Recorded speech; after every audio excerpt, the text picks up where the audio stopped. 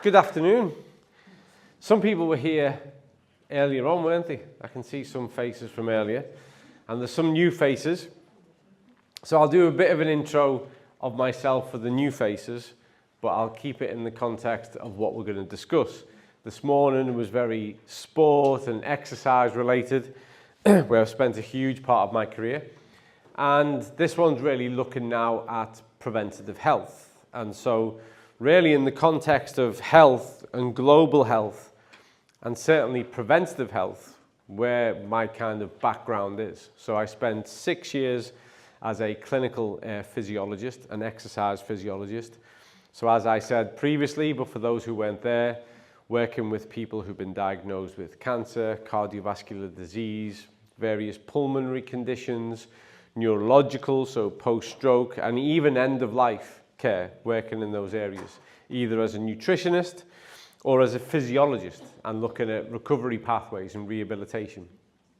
I've recently been recognised by the Royal College of Surgeons in Ireland as a fellow, so I've joined their faculty for medicine and sports medicine, and I've worked a lot with global strategies, health innovations, cities changing diabetes, which are all very much about how we raise the debate and look at the social agenda with regards to health parity, and how we get people to actually, and this is where it really falls into the full context of this afternoon's talk, how we get people to take responsibility and own their own health, how we empower people to make better choices so that they can function more in a preventative capacity, so that they can avoid the majority of what we call the lifestyle conditions. And typically they are associated with or related to those non-communicable diseases. So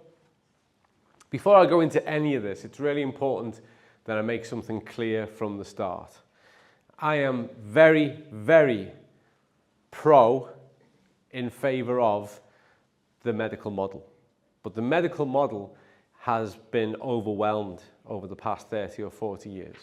And the reason why the medical model, which is that something happens, you are assessed, diagnosed and treated, that's the medical model. We call it a health system, but really it's a sickness system, because you go there when you either suspect or you know you are dealing with a level of sickness. This is the medical model, mechanistic medicine. It is life-saving. It is transformative. It is miraculous. It's developed so much over the past 50 years, and actually it stands today on the threshold of advancing even more as it's starting to understand more factors that relate to the gut. There are huge advances in specific types of targeted therapies. And then when we start to look at the various aspects of STEM and STEM research that's happening around the world, we are very likely to see huge transformations in the mechanistic model of medicine and how that works. The problem we have, and this is a problem on a global scale that was brought home to everybody who was not already aware during the COVID-19 pandemic, is that far too many people who don't need to be or should not be sick, who are dealing with chronic diseases, non-communicable diseases, are. To such an extent, it's become the new normal. It is so common. When you look at the statistics around the change in our health as nation states, it is out of context with how we have advanced and developed scientifically and medically. Never before have we known so much, and never before has our communities and our societies been besieged by illness and preventable conditions. And so I myself was a part, back in the UK, we have something called the NHS, which is the National Health Service, which is the entire network of hospitals, localised doctors, community care, that looks after the entire society, the entire population. And during the COVID-19 pandemic, I was brought in as a part of the strategy team to figure out how are we going to get out of this situation. What is it we need to have in place to help people to recover, those who are dealing with post-COVID syndrome and even just post-COVID. And what is it we need to do as we move forward to change this situation? Because let's be clear, and this is not sensational, the world did not go into lockdown because of a virus. The world went into lockdown because too many people were vulnerable to a virus that couldn't be contained. That's the reality. Too many people with what we call comorbidities. So this brings us right the way back round to preventative health, which is that investment that we all need to make. But more than that, because I'm aware of the fact that there are health practitioners in the room, it's not just the investment we make on ourselves, the choices we make in order to manage and maintain our own best health. It's the message we convey to other people. It's the advice and the guidelines that we give to other people. As somebody who's worked with, and I have several, countless in fact, medical colleagues, and someone who's worked within the medical space, 10 years ago, when you started to have a conversation and discuss the agenda around preventative health, it was dismissed. It was this notion of waste of time. All we'll do is, as people get sick, we'll treat them and we'll manage the situation. And then they realized that when it all goes the wrong way, they can't cope. And health systems around the world buckled. They couldn't cope with the pandemic. And then the medical people, my colleagues and myself included, started to say, let's talk about preventative health again. We need to get people to be better empowered, to make better choices, to live healthier lives and prevent the preventable. The problem is too many people don't realize what they can measurably reduce the risk of and what's preventable. And the reason why they think that way goes back to a statement I made a moment ago, which is that sickness, illness, poor health is so common, we now make the mistake of thinking it's normal, and it's not. And so we need to reverse the statistics. We need to get people to take responsibility for their own health. So, I am going to attempt to talk you through a lot of that. And it's all in the context of diet. Because, and you'll have to tell me, there is a well-established saying back in the UK and Ireland, where I'm from, which is, you are what you eat. Is that a phrase over here? Yeah? It's true. It's true. And it was actually the first recorded incidence of that being stated is over 2,000 years old, which is, let thy food be thy medicine and thy medicine be thy food. You are what you eat. And so the outcome of your health, your wellness, is highly correlated with the food choices you make. And our food has undergone a systematic change in the past 80 years. The industrialization of food has brought with it catastrophic outcomes, which we are only now really catching up with on the evidence on. In recent times, I've been really proud to say what I'm about to say now, because it took a long time for us to be able to say it. For a while, people said it was conspiracy theory, and for a while, people said you can't say that because we don't know, but actually we do. We have consensus on it. The research now is so compelling it can't be ignored. But the fact is that ultra-processed food leads to sickness, and it is correlated with all of the known non-communicable diseases. The increased prevalence of ultra-processed food in your diet directly correlates with the increased risk of you developing a non-communicable disease. And no matter how many billions of dollars a corporation makes, their marketing can't dismiss that fact. It's a fact. 5 years ago, if I'd said that, someone would go, well, you can't say that, we don't know, it's scaremongering. Today, as we say that, we know it. It's consensus. It's writ large. It's all over the research. It's a fact. So we need to change what we eat. We need to make better food choices. But really what I'm going to take you through over the next duration of this talk is some of the context as to where that fits and the changes that I think you need to make. But I think also we need a different mindset. We live in the 21st century. We have 8 billion people living on this planet. 100 years ago, we only had 2 billion. as people are living longer, we've got an aging global population. We need to take that really, really seriously. And we are actually reached a point now where we've reached some quite severe points that we need to consider. First of all, in certain parts of the world, the US, certainly in the UK and other parts of mainland Europe, we are now at the point where the generation that is up and coming, aged between 1 and 10, has a predictive shorter life expectancy than their parents. This is catastrophic. We are now at the point at which the people who are coming up beneath us are less likely to be around as long as us. That tells us something that we need to pay attention to.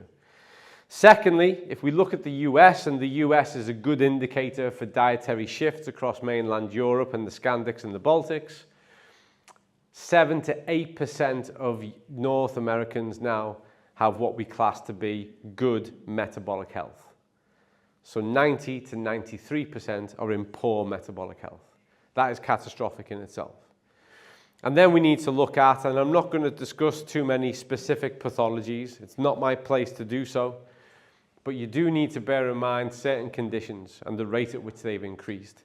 And all of the top 3 non-communicable diseases have now become such an extent that they affect more than 1 in 2. So we have a divide straight down our populations with regards to your risk and the likelihood of you developing them. So we need to stop. We need to hit the brakes. We need to do something differently. And it's never too soon. And neither is it ever too late. So whether you're in this room and you're in your early 20s, or you're in this room and you're in your late 70s, today is the day. Make a better choice today and start to shape up what tomorrow is going to look like. So, is everyone with me? Yes. Yes. Thank you very much for the confident response. Feel free to shout out and answer things as we go through. So, I love this. 1 milligram of prevention is worth 1 kilogram of cure. People often ask me, what is the best treatment for this? What's the best treatment for that? First of all, I always say I work in the preventative space. So anything that I work with, and some of you will know that I'm currently the CPO for a nutritional supplement company, and I've spent a lot of time in that space. We don't sell medicine. We're not selling things that cure things. What we are promoting, what we are advocating, what it is that we're doing is to equip people to have better dietary practice so that they are working in the preventative space. Optimize your nutritional health to minimize your risk of ever needing to take something as a treatment or a cure.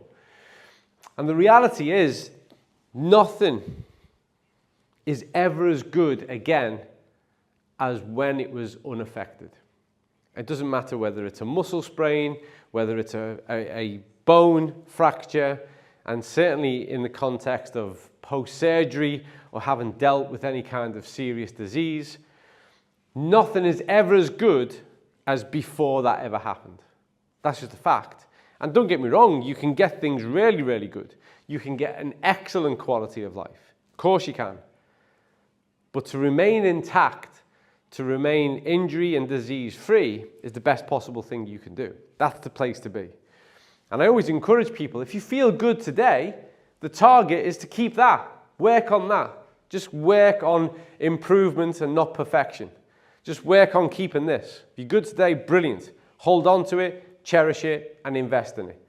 And no matter where you're starting from, so if you're in the room and you're thinking, well, this sounds terrible because I've already broken my arm or I've already had this disease, the fact is you will always be better for optimizing your nutritional health. So wherever you are today, see it as the start point. Start to be preventative today with regards to whatever is left of the road ahead of us. Now, we're going to get into a series of slides that some in the room it will make perfect sense to, and for others it might be a bit more challenging. But for everyone, there is an examination at the end, and you don't get to take your break or leave at 7 o'clock unless you get 90% on the test. Okay? So we're starting with the easy stuff. And I'm going to take you down the road of compromised immune function. This is a biggie. I can put this down because we're going to be on this slide for a moment. So I don't need to hold the clicker. Lessons learned from COVID. I'm now part of a new strategy panel in the UK, which is we're going, right then, what did we learn from COVID? What should we be thinking next? And it's an interesting group to be a part of, because for some people, it's like it never happened. They go, oh yeah, I remember COVID, yeah. Because everything's got back to how it was. And that's the problem. That is the problem. The whole world, I want to remind you now, and I don't want to trigger any kind of negative feelings, but the whole world was shut down. We shut down the world. We kept everybody at home. Life changed dramatically in a heartbeat because of a virus. And then gradually we unlocked society and life, and now we're all back as if it never happened. And that is a crime, because there is a lot of lessons to be learned from COVID-19, and we need to take lessons from it. In my area, as a cellular physiologist, as somebody who works within this space, the main thing we have to remember is what we discussed for 2.5 years whilst it all happened, is that too many people had a poor immune function. Their immune system was under such a load, and we talk about immunological load, how much does your immune system have to cope with in a normal situation, that it couldn't cope effectively with the introduction of a virus that could hide undetected, that could bring about an alteration to the cell, and then once revealed, prompted a huge overreaction of the immune system. We need to remember this. At the heart of this pandemic, we had compromised immune function. And the question at the time, and the question now, should be why? Why did we have such a compromised immune function? And there you go. Well, there's your full list. I'm going to take you through them all now, because it describes the modern world and why we need to do things differently, why we need to take a preventative approach and mindset to how we live. In no particular order, but I'll take you through from the left to the right. Sedentary and indoor lifestyle, lack of sun, UV exposure. Marketeers selling sun lotion have made an entire species scared of the sun. Fact. I'm from Ireland. Literally, we're whiter than white. We are the whitest people on the planet, apart from brown and red hair. And throughout my childhood in the 70s and 80s, no one even knew about sun cream or sunblock. And when the sun came out, we ran at it, because it didn't come out very often. And we would allow it to turn our white skin red, and we would embrace the sun. And then later on, we were told about sun cream and the risk of skin cancer, and there was lots of things that developed up to create a narrative that now we have entire societies and people who are terrified of the sun, who even on an average day will refuse to go out unless they're covered in the stuff. Now, don't get me wrong. We should be cautious, but it's about moderation.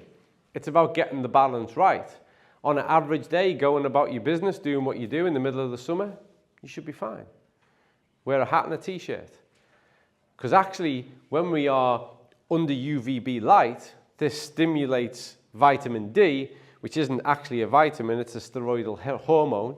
Vitamin D is keyly implicated in several immune functions, and our body stimulates and generates sufficient amount of vitamin D to maintain its place in a series of biochemical processes. But we don't. We cover ourselves in all kinds of things to prevent that UVB from having any interaction with our skin, even on days when it's unnecessary, even on days when we won't be so exposed to it. But worse than that, too much of our lives these days is spent under these artificial lights, indoors, whilst we work, whilst we consume endless amounts of TV and internet, social media. So we spend too much time away from natural light. And also the big one, which is sedentary behavior, which has become the #1 lifestyle indicator with regards to quality of life, life expectancy, and risk of disease. Because you're made to move. I've actually written a book and it's called that. You are made to move. For those who were here earlier on, as I've said before, movement is the first language. It's how we express ourselves in the world first, is through movement. We go from movement to crawl, to toddler, to walk, to run. Movement is the first type of communication. And what happens now is we reach a point in life, typically early adulthood or late childhood, and then we start to engage in more and more sedentary behavior. Not good for the system. I used this analogy before because there's a dealership at the back of the Lamborghini, the high-performance engine, that's capable of so much, but if it's only ever in your garage parked up with the brakes on, it's as useless as a car that's not even worth €2,000. It has to be moved to be optimized. And this compromises our immune function, but not in the way you think. So I'm going to ask a question, and I know there's some uber intelligent people in the room, far more qualified than me. What happens to our immune function when we exercise? And I mean at the time. So I want you to imagine me running down the room now, this gentleman here who's already introduced himself to me, what happens to our immune function? When you exercise, it will be better. If you over-exercise, it will go down. So that's the outcome, true. If you exercise, your immune function is better. If you don't, your immune function is more compromised. But what I want someone to explain to me now is the minute I start to run, and let's say I'm running for 5, 6, 7 minutes, what happens to my immune system?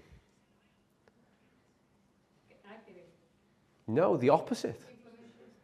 It shuts down. It goes into a period of rest. And this is incredible because your immune system is working away constantly. We have very little time for respite.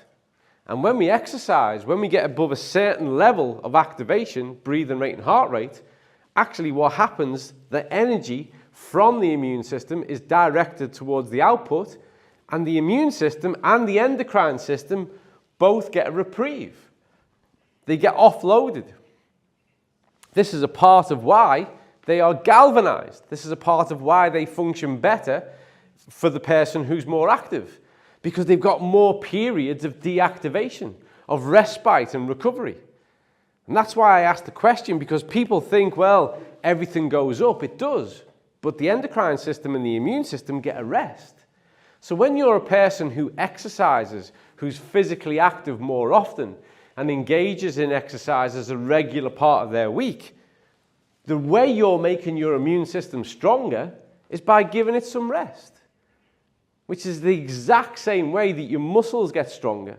So you exercise and then you rest, and the rest leads to the adaptation.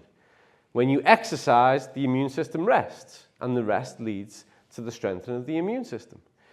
So sedentary behavior puts more stress, constant load on the immune system, and it's what we call immunological fatigue or immunological burden. It's having to cope all the time. Now we get into my favorite area, fact, diets that are high in processed foods and low in nutrients.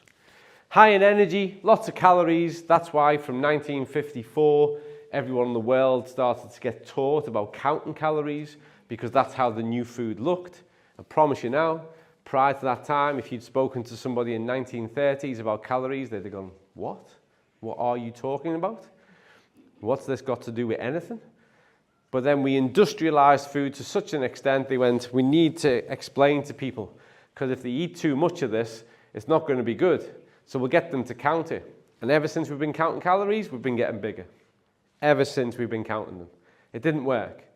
And it's high in everything you don't want, typically jam-packed with synthetics that have very little effect, plenty of calories, plenty of other quite sinister things, and no nutrients. And that's most of what people eat. And that leads to nutrient deficiencies. So we see people who are nutrient deficient. And this actually leads into the next one, which is the diet that's low in vegetables and fruit. So low vitamins, low minerals.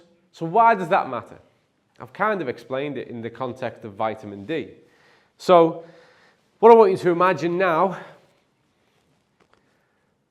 is I want you all, actually, to write your own autobiography. You're going to write a book about yourself. Sound good? Able to do that? It should be a story you know. You've lived it.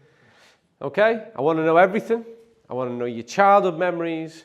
I want to know the first person you fell in love with, the person who broke your heart, the job, everything. The highs, the lows. Tell me your life story. But here's the rules.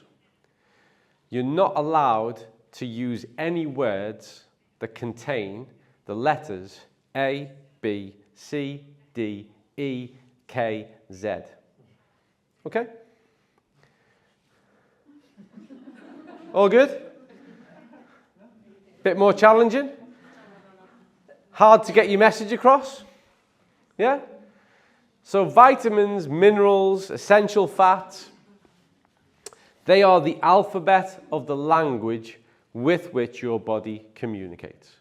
So when you look at a series of biochemical processes, and get ready because I'm going to show you one, you will see that implicated within those steps are vitamins and minerals and key polyunsaturated fatty acids.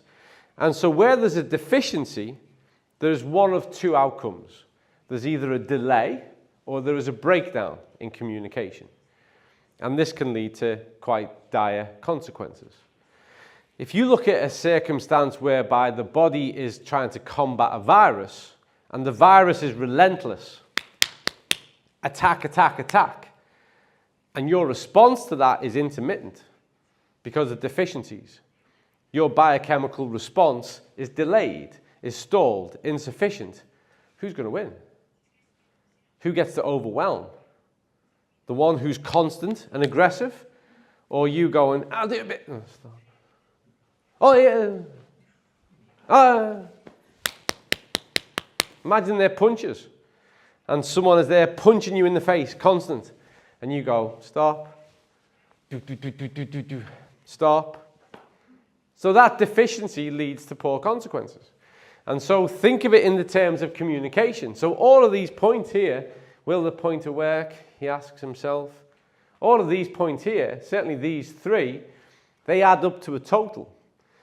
A diet that's high in processed and fast foods is low in nutrients, too many calories. This leads to a consequence we'll discuss later, which is successive overeating, which leads to overweight and obesity, which leads to metabolic disorders, and we'll discuss that in a moment. Nutritional deficiencies lead to breakdown in biochemical pathways and processes, and diets that are low in these also compounds and confounds this low vitamin mineral need.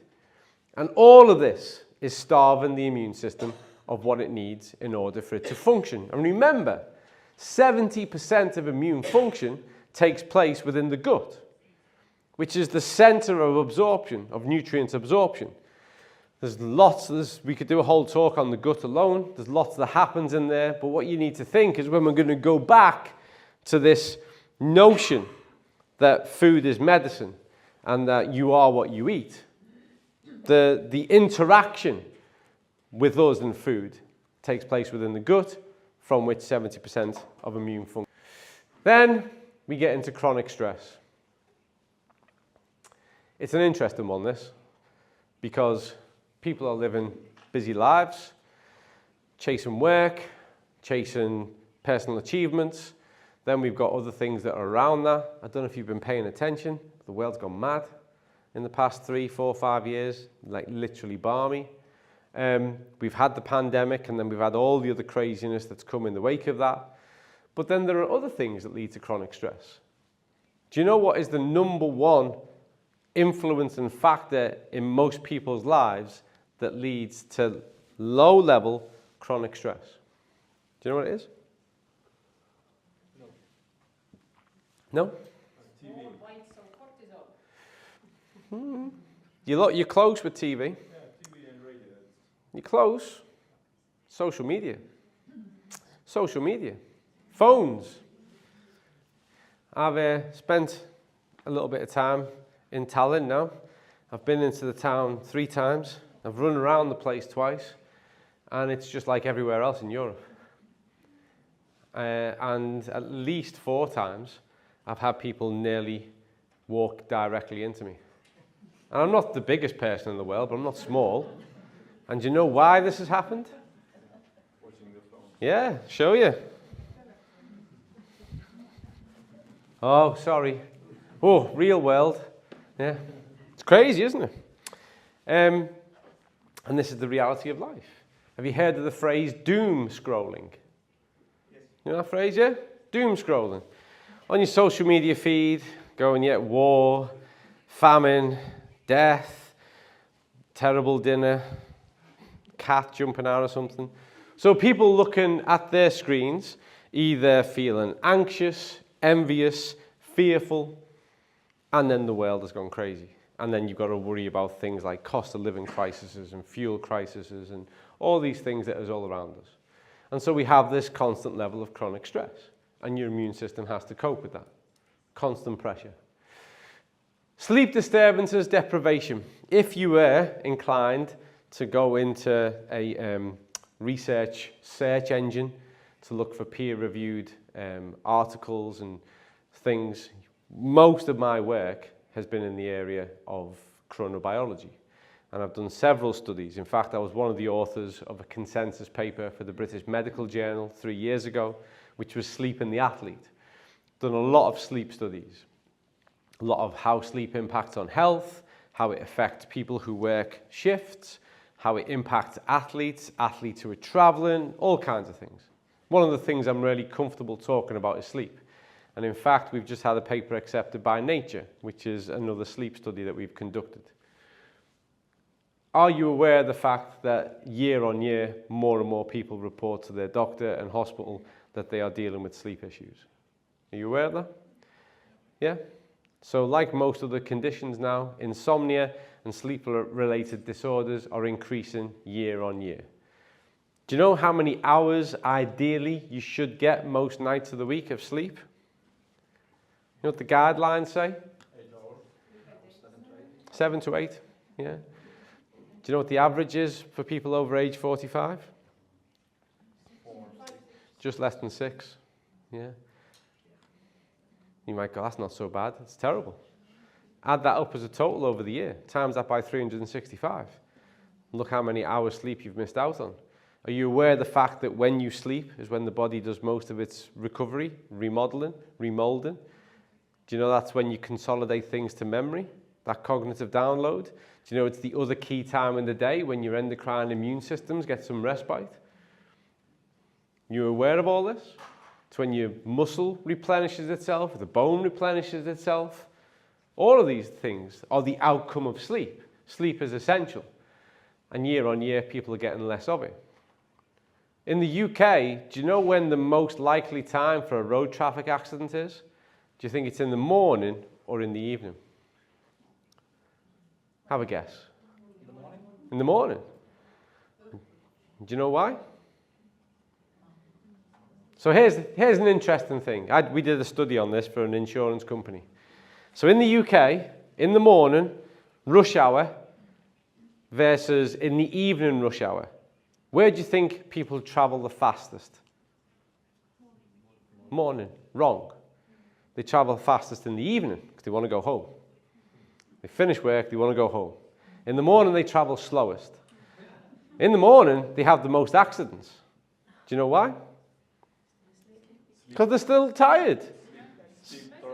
That's right. It's called sleep inertia. So they've been asleep all night and they wake up tired. That makes no sense. That's like drinking a litre of water and going, yeah, I'm really thirsty.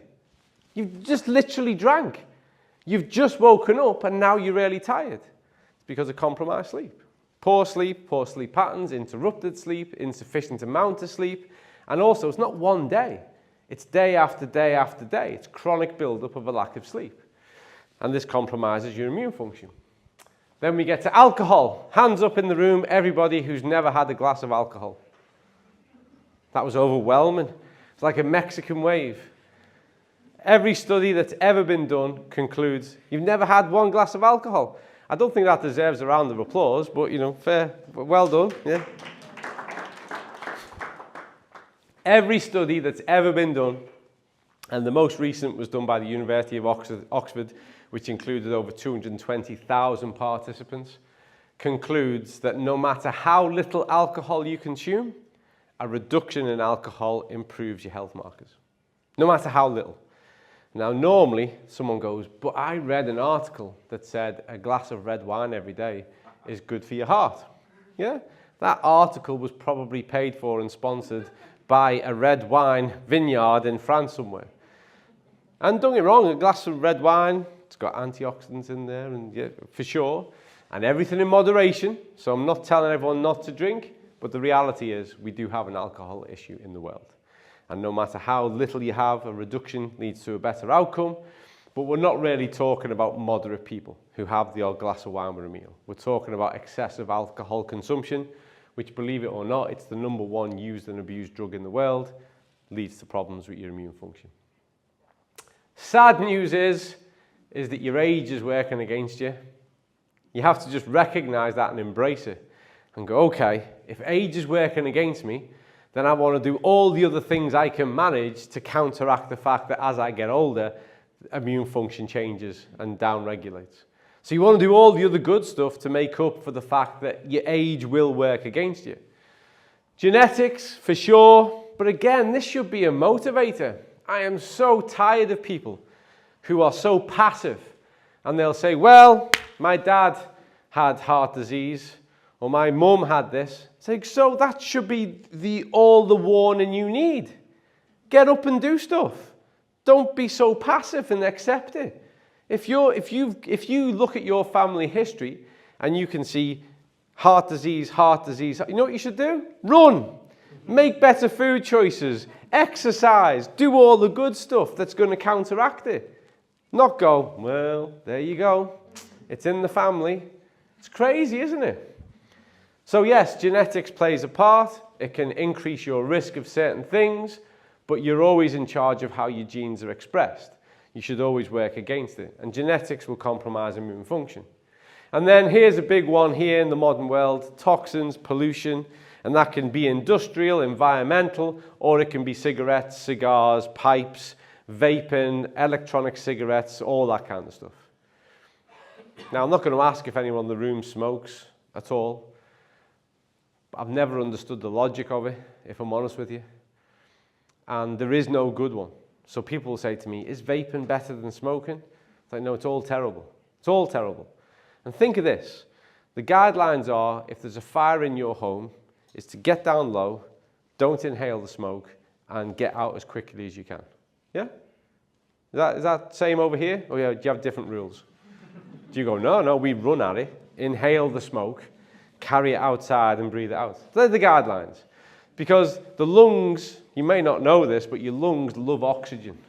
That's what they love. They don't really like much else getting in the way. And when you smoke and you introduce a toxin, a carcinogenic effect, it damages the lung. And it can be severely debilitating for the lung. And so whether it's a pipe or a cigar or a cigarette or an electronic cigarette, they all damage the lung. Fact. And that has a huge impact on your immune function. So here we go. All of this leads to increased risk of infection, but all of this also leads to increased risk of non-communicable disease and a downturn in your quality of life. So we need to consider the inflammatory response for a moment before we look at the next bit. If, God forbid, you were to fall over and break your arm, your body, omega-6, would send a signal. I'm going to show you there's more than just omega-6, but there are certain aspects that would send a signal to increase the inflammatory markers, circulating inflammatory cytokines, which will prompt the immune system to start to upregulate and address the problem. And it will start to look this. You've got your injury or infection, you get this big inflammatory response. This increases certain things like T cells, and all kinds of magic goes on that we're going to look at in a moment, and we get a healing effect.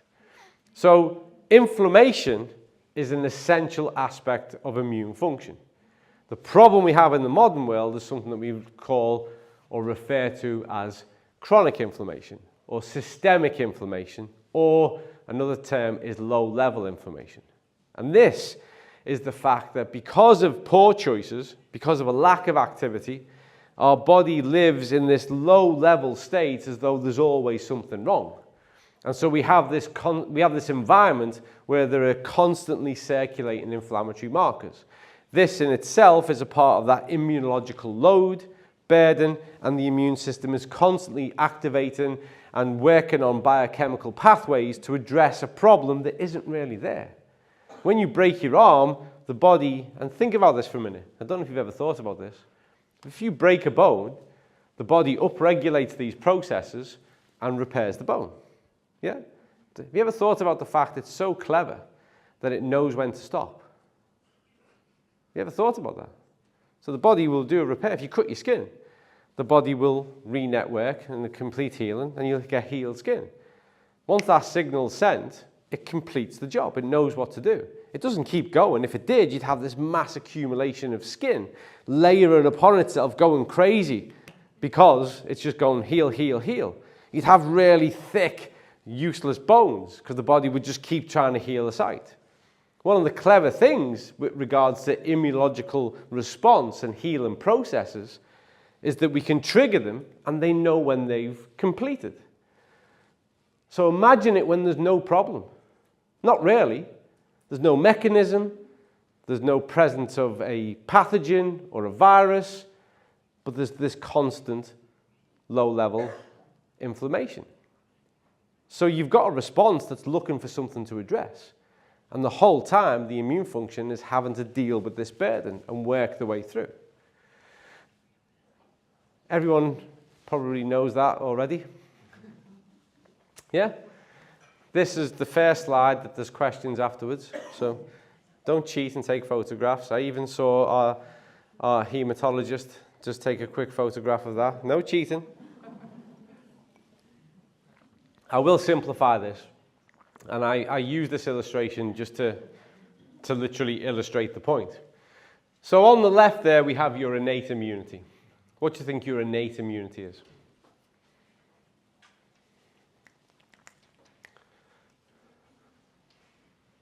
No one want to guess at it? Oh, what are you born with? Exactly.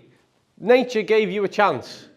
Didn't just throw you into the world naked and go, right then, you wouldn't last long. Through evolutionary processes of many millions of years, and certainly the past 160,000 in our current state, we've developed a level of innate immunity. Okay, so we come out into the world with a fighting chance.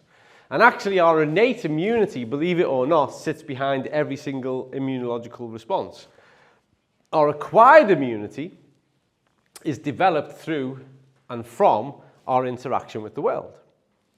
So the mud, the dirt you play in as a child, the things that you eat, the air that you breathe, the coughs, the colds, the viruses that you engage with. In fact, viruses have shaped our trajectory as a species. Literally, viruses have shaped us. And I won't delve into it now, but you may not recognize or know this, but actually 60% of you is viral genetics.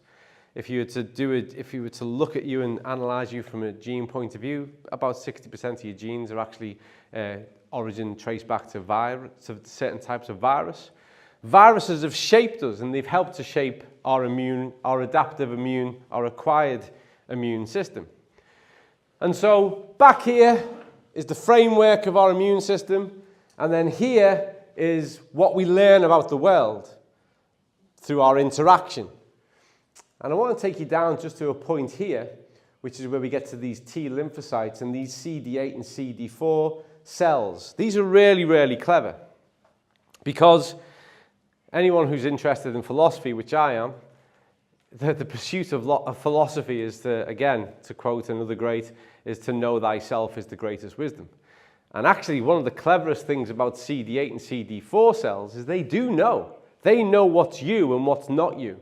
So when a pathogen, when a virus or an infection comes about, they're a part of the process that go, this isn't us. So we need to eliminate this. This shouldn't be here. And they are circulating. They're constantly monitoring the system. And they are feeding back. So it's a two-way system, activating, identifying things that shouldn't be there, recognizing pathogens, telling your immune system you need to do something. And then this goes back up to these T lymphocytes and B lymphocytes. And what you get then is you get an upregulation of cells that will deal with the pathogen. It's phenomenal. Your immune system is absolutely incredible. It is a miracle in itself. and it is fine-tuned, balanced, and effective so long as it's not exhausted. And this is what it does. So the innate, what you're born with, everything goes back to this. And you can see here key aspects of that: epithelial barriers, digestive features, antimicrobial proteins, these natural killer cells, which are typically natural killer B cells. And anyone who's looked at any kind of cancer physiology or cellular physiology will be familiar with those. We have other innate cells and the inflammatory response. So the structure of what's going to happen, you're born with. And then over here, we have that fine tuning and that adaptive nature of it. If we delve into the gut microbiota, I have quite a unique biota, and I'll explain why in a moment. But a biota is regional. So your gut microbiota is fully formed and developed by the age of about 4 years old. After that, your gut health is entirely based on the choices you make, the types of food you put in, if there's a sufficient amount of dietary fibers, if you are nurturing the gut environment, those probiotics, postbiotics. It really is dependent on what you do. And it's regional, it's geographic. So the average gut map of people in Estonia is entirely different to the average gut map of people in the UK, or Ireland, or Australia, or whatever you'd like to say. So what makes mine unique? I'm never in the same country for more than a few days. Technically, I live in the UK, but in the past 7 days, I've been to 5 countries. And next week, I go to Paris, and then I go back to Sweden, and then go to Norway, and the list goes on. And so I am constantly experiencing foods and water from different parts of the world all the time. So I have a very unique gut microbiota because of that fact. Most people don't travel that much. And so their gut microbiota, its geography is more stable. Mine's not. And so all of this plays a part in this miraculous stuff that happens there. I like to think of these as ninjas. Do you know what a ninja is? Yeah? No? Not giving much away. Yeah. Ninjas were those Japanese kind of assassins, all in black, hiding away. They even had black blades, waiting to see what they were going to kill, out, and they didn't even know it was happening. That's what these are like. And certainly the killer B cells, they hide, they wait, and they attack the assassin. So this one is the decider as to whether or not you get a break. Okay? Take a look, don't take a photograph. I'm joking. So I'm showing this for a specific reason. This slide here, don't worry, it'll come back. This slide is an overview of the entire process and interaction between innate and acquired immunity. It's not as simple as this. This is a very simplified version. This slide shows, and this is how we would teach it, this shows a level of interaction and immunological response, and in this instance, in the context of the presence of a virus. Remember, viruses have shaped us, that are part of who and what we are, but they can also kill us. What stands out to you when you look at the detail in this? What do you notice?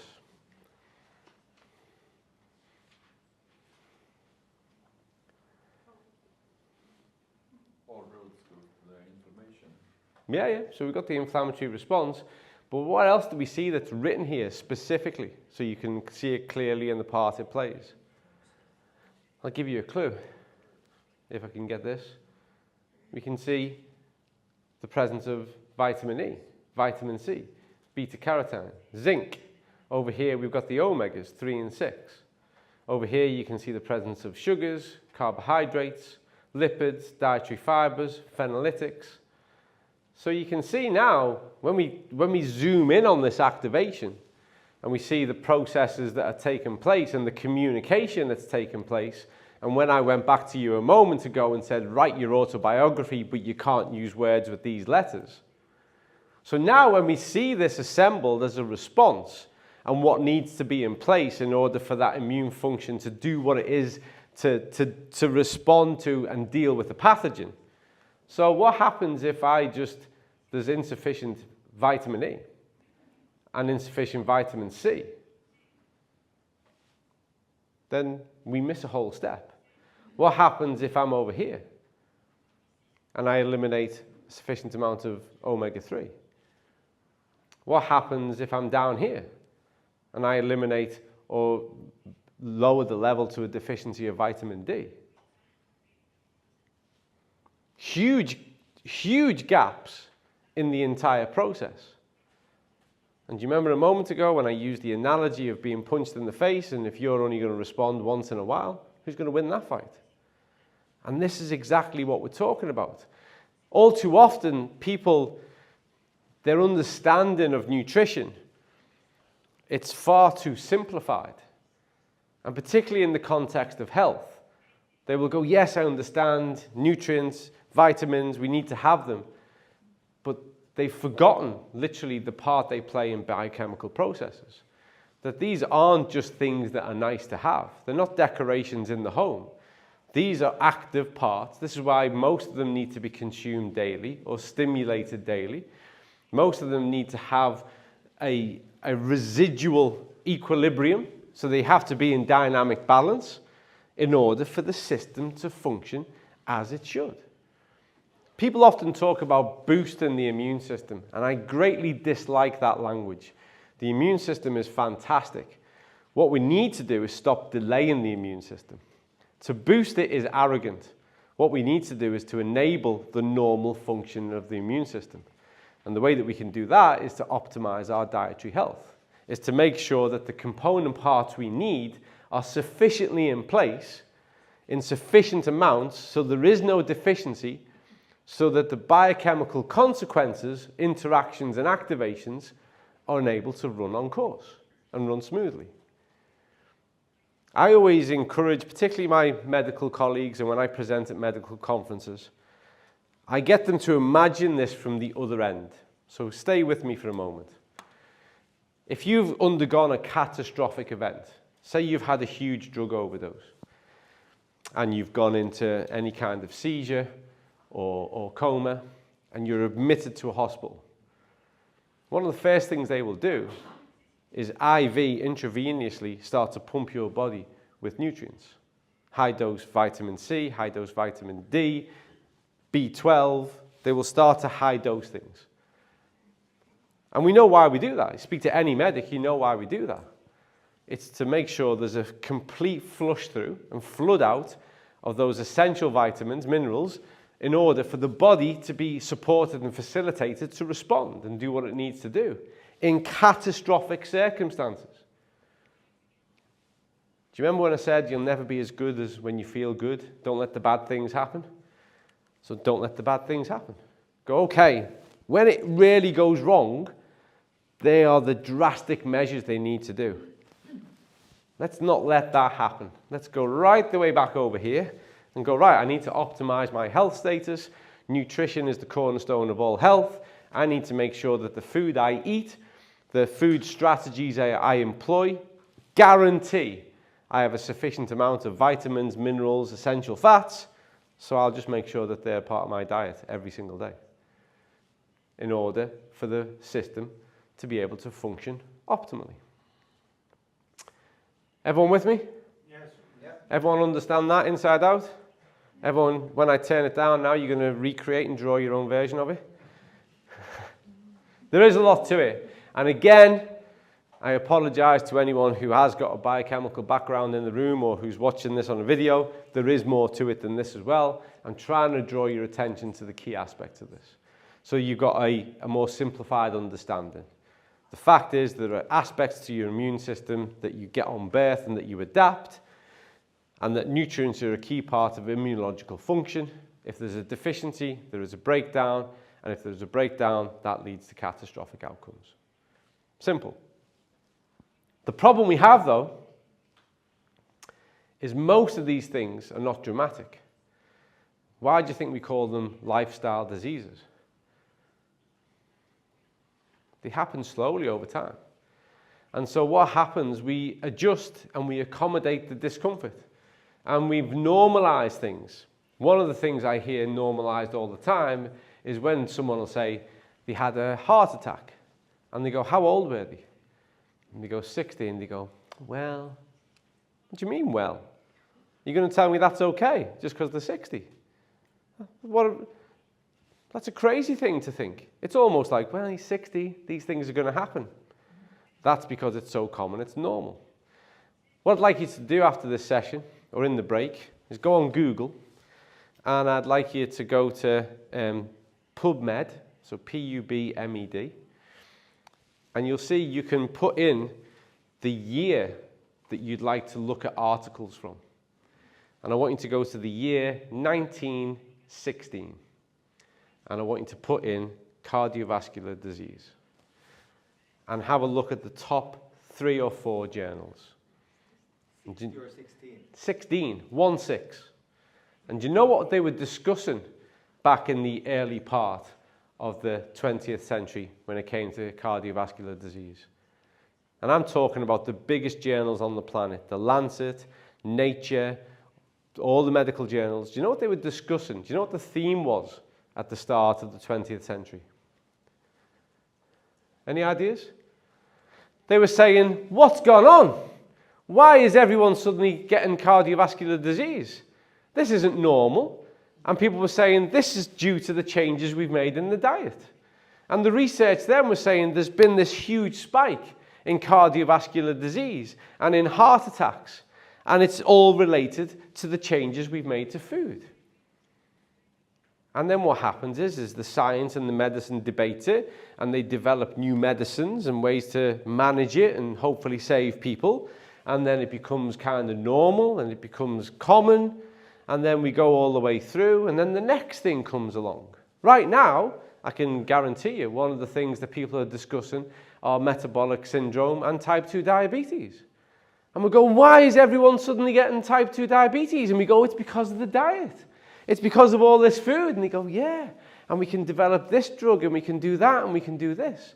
And my fear is we are going to treat type 2 diabetes, metabolic disorders, the way we treated cardiovascular disease 100 years ago. That we just go, yeah, well, we know what it is, but let's just do it anyway. And then people start to buy into the fiction that when you're 60 and you get a heart attack, well, he was 60. That's got nothing to do with it. It's because of lifestyle factors, dietary choices, loss of activity, all that list we went through. These are hugely preventable conditions. The rate at which they affect populations now is entirely due to people's choices at a personal level. And we can change it. So, I'm going to stick with the immune system for a moment. Things that act upon it. As you can see here now, radiation, bone, neurology, microbiology, and over on the right there, we see the interaction of nutrition and exercise. So all of these things here are classified as, and this is actually taken from Werner's Book of Immunology, 2021, all of these things are factors that directly implicate upon our immunological function. So the top one here, proper nutrition is a requirement for a normal immune response. Deficiencies in any of several dietary requirements have been linked to diminished immune function and/or clinical illness. At the bottom, exercise. Research is uncovering a link between moderate, regular exercise and a strong immune system. There's also an evidence that too much exercise can reduce immunity. And this is really important because people have bought into the idea that elite athletes are healthy. Elite athletes aren't always healthy. They're just always elite athletes. And that's why we, as regular people, shouldn't go to our local gym and go, I read this article about what my favorite, I don't know, put whatever sport in you like, and I'm going to do their program. Because whilst it might get them championships and medals and cups, it's not always health. And tragically, athlete welfare has been dismissed for far too long. And if you look at some of the most successful athletes from the 80s and 90s and look at some of the health challenges they face today, you can see the consequences of the all-out pursuit of fitness. So what we encourage people to do, given that you are the outcome of the things that you do most often, is moderate, sometimes slightly strenuous, but to be active most days. That's the guideline on it. But when it comes to nutrition, try and make far better good choices, positive choices that are going to nutritionally enrich your diet than bad ones. Key implicator. It's what we call an endogenous component. Exercise is exogenous. What that means, it's an external stimulant that acts upon the system and the body responds. Food is an endogenous stimulus because you eat it. It interacts with the gut microbiota, it's absorbed and functions at a cellular level. So which of those two do you think is the most powerful, and which of those two are you going to do most often? Eating. Food. Literally, you bring it into your system. And so we discussed at the start this notion of toxins, and they can be environmental. And now we're looking at the difference between external things and internal things. So I want you to think of this even if you don't answer me. When it comes to your vacation in the summer, where do you choose to go? So hands up everyone in the room who's taken a month off work to go on vacation, and they take themselves to the local oil refinery, sewage plant, chemical factory, and go, yeah, I'm just going to have 2 weeks here. It's going to be great. Just going to spend some time, breathe it in, look around, appreciate the engineering. Is that something you do? I thought you were going to put your hand up then. Generally thought that girl there was putting her hand up. I thought she doesn't drink, but she loves going to chemical factories.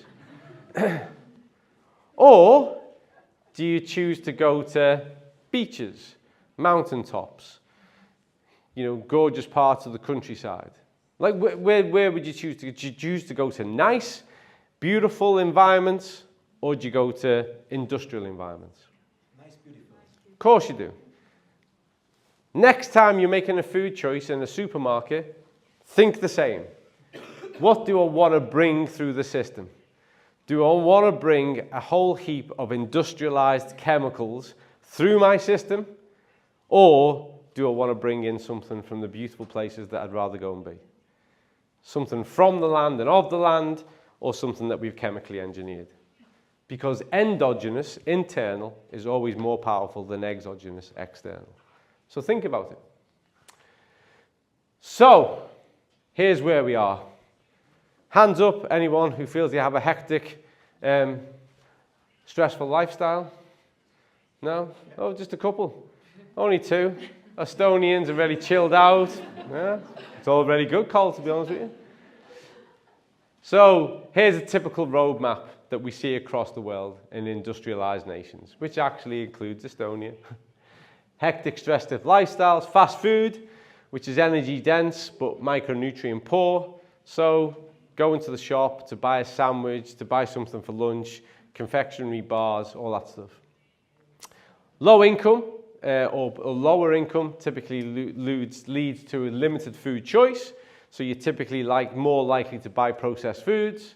Sedentary lifestyle, obesity, restricts the diet. This leads to poor overall diet quality.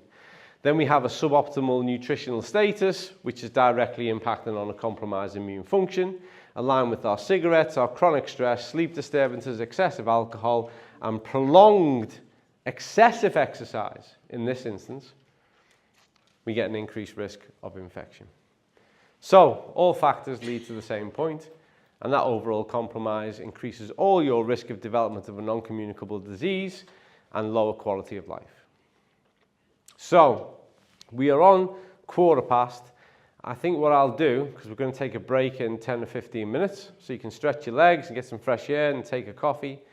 We'll go through a couple of the health consequences, take that as a segue, take a break, and then we'll storm through all the good stuff, okay? I'm setting the scene here, and obviously, like a Walt Disney film, everything gets bad before it gets better. So it will get better. There will be a path out of this jungle. And so this is from the World Health Organization, which is directly informed by the Office of Global Burden.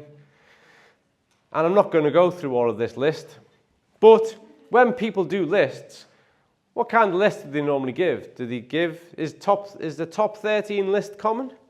What do people normally give? Top 3, top 5, top 10.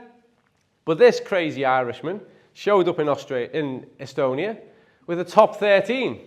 Yeah? And why have I done that? I'm going to explain it quickly. So number 1, a compromised immunity leads to all-cause mortality. So principal cause of death. High blood pressure, high LDL, type 2 diabetes, coronary heart disease, stroke. That's enough. I could have stopped my list there. Scary enough. You all need to listen to me. I'm going to save your life. Yeah? But the reason why I've done the top 13 is because these, to me, are the ones that give the early warning sign. Everything else is diagnosable. Everything else, you already know it's gone wrong. It's broken. You're going to go and speak to somebody who's got a title. But actually, low quality of life, people just endure it. They just go, well, that's the way it is. They just put up with it quietly. And tolerating a low quality of life never made anybody's quality of life any better. But that's what people do. Mental illness. We are living in a pandemic of mental health crisis. We've never been richer as societies. We've never had more. And yet, we've got huge amounts of desperation, depression, and anxiety the world over. Do you know what is the number one cause of death for men aged between 35 and 49 in the UK? Suicide. In a rich, affluent, Western, industrialized nation, young men are killing themselves. The number one cause of death back home. 35 to 49. I'm safe now, I'm 51. But it's true. 35 to 49, the number one cause of death for young men. That tells you something about the world we live in. It's a warning. Depression, anxiety. 13, body pain and difficulty with physical functioning. This happens, I hear a story about this every day in my life, bar none. Why don't you run anymore? Knee pain. I got told running's bad for my knees. Why would that be the case? Running badly might be bad for your knees, but running well is really good for your knees. Imagine if I said to you, go into the gym and lifting weights be really bad for your elbow. You go, why is that? I know I'm making all the muscles strong and I'm increasing the vascularization and strengthening the tendons. So why is the elbow bad? Yeah, it makes no sense at all, does it? So when you run and you do thousands of repetitions of your own body weight, which is strengthening the muscles and strengthening the tendons and the ligaments and all that kind of stuff, why would that give you knee pain? It's crazy, isn't it? When you think it through, it makes no sense whatsoever. Running badly will, for sure. But body pain, people tell me all the time what they're limited by, and this is people I went to school with. I enjoy Facebook because I get to look at people I went to school with, and I say to my children, see him? Same age as me. Look at him? Same age as me. Can't look at that? Just had a stroke. Same age as me. Literally, it makes me feel really good about myself. But all the time, people are saying to me, I get this shoulder pain, or when I wake up in the morning, and I get this back pain, and I get a headache, and it's just normal. Do you realize the percentage of people that leave their home in the morning for work and take with them their own supply of painkillers? Paracetamol, ibuprofen, anti-inflammatories. Yeah? And here's another thing that I find alarming, is that if they haven't got them themselves, and they get a headache or they feel a bit of a pain, they're really happy to go, do you have any drugs? Can I have some of your drugs? That's the world we live in. People are leaving the home with their own drugs that they've bought over the counter, and if they haven't got any, it's completely normal and acceptable to say to someone, could you give me some of your drugs, please? I'm in pain. And we go, yeah, there you go. No one goes, what? You're in pain. You need to take drugs. What's going on? It's common, so we think it's normal. And so for me, when I look at the health consequences of this, all this stuff's really obvious. Of course, these things you're going to go and see a doctor. But what we need to pick up on ourselves and on behalf of the people around us are these factors here. These are the early warning signs. These aren't the end point. These are the start point. This is where quality of life, general health is starting to deteriorate manifestly. And then this is for sure going to start to lead into other consequences. One, it's like a domino effect. One opens the door to the next one, to the next one, to the next one. Do you know that if you get type 2 diabetes, your risk of developing another type of disease goes up by 87%?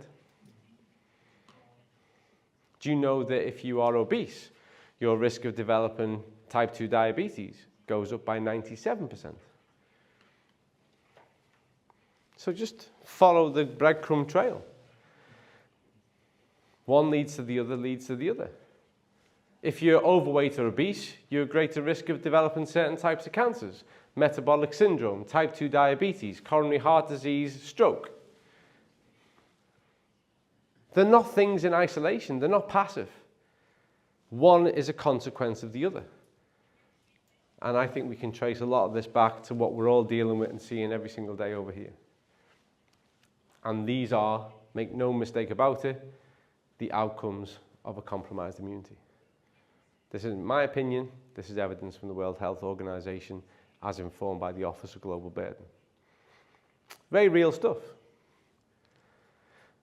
Got 2 more slides, then you can have a coffee and go, oh my God, this is hard work.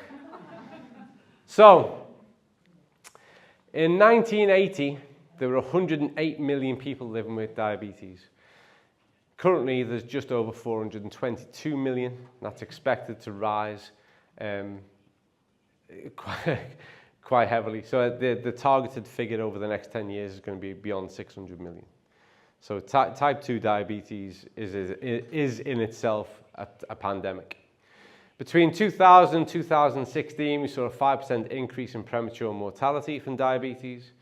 And between 1973 and 2015, cancer diagnosis amongst 15 to 39-year-olds increased by 30%. It used to be that people said cancer was a disease of old age. It's not true anymore. Cancer is just a disease that affects people. In fact, it affects 1 in 2.2 people. We're nearly at the point of it affecting 50% of the entire population.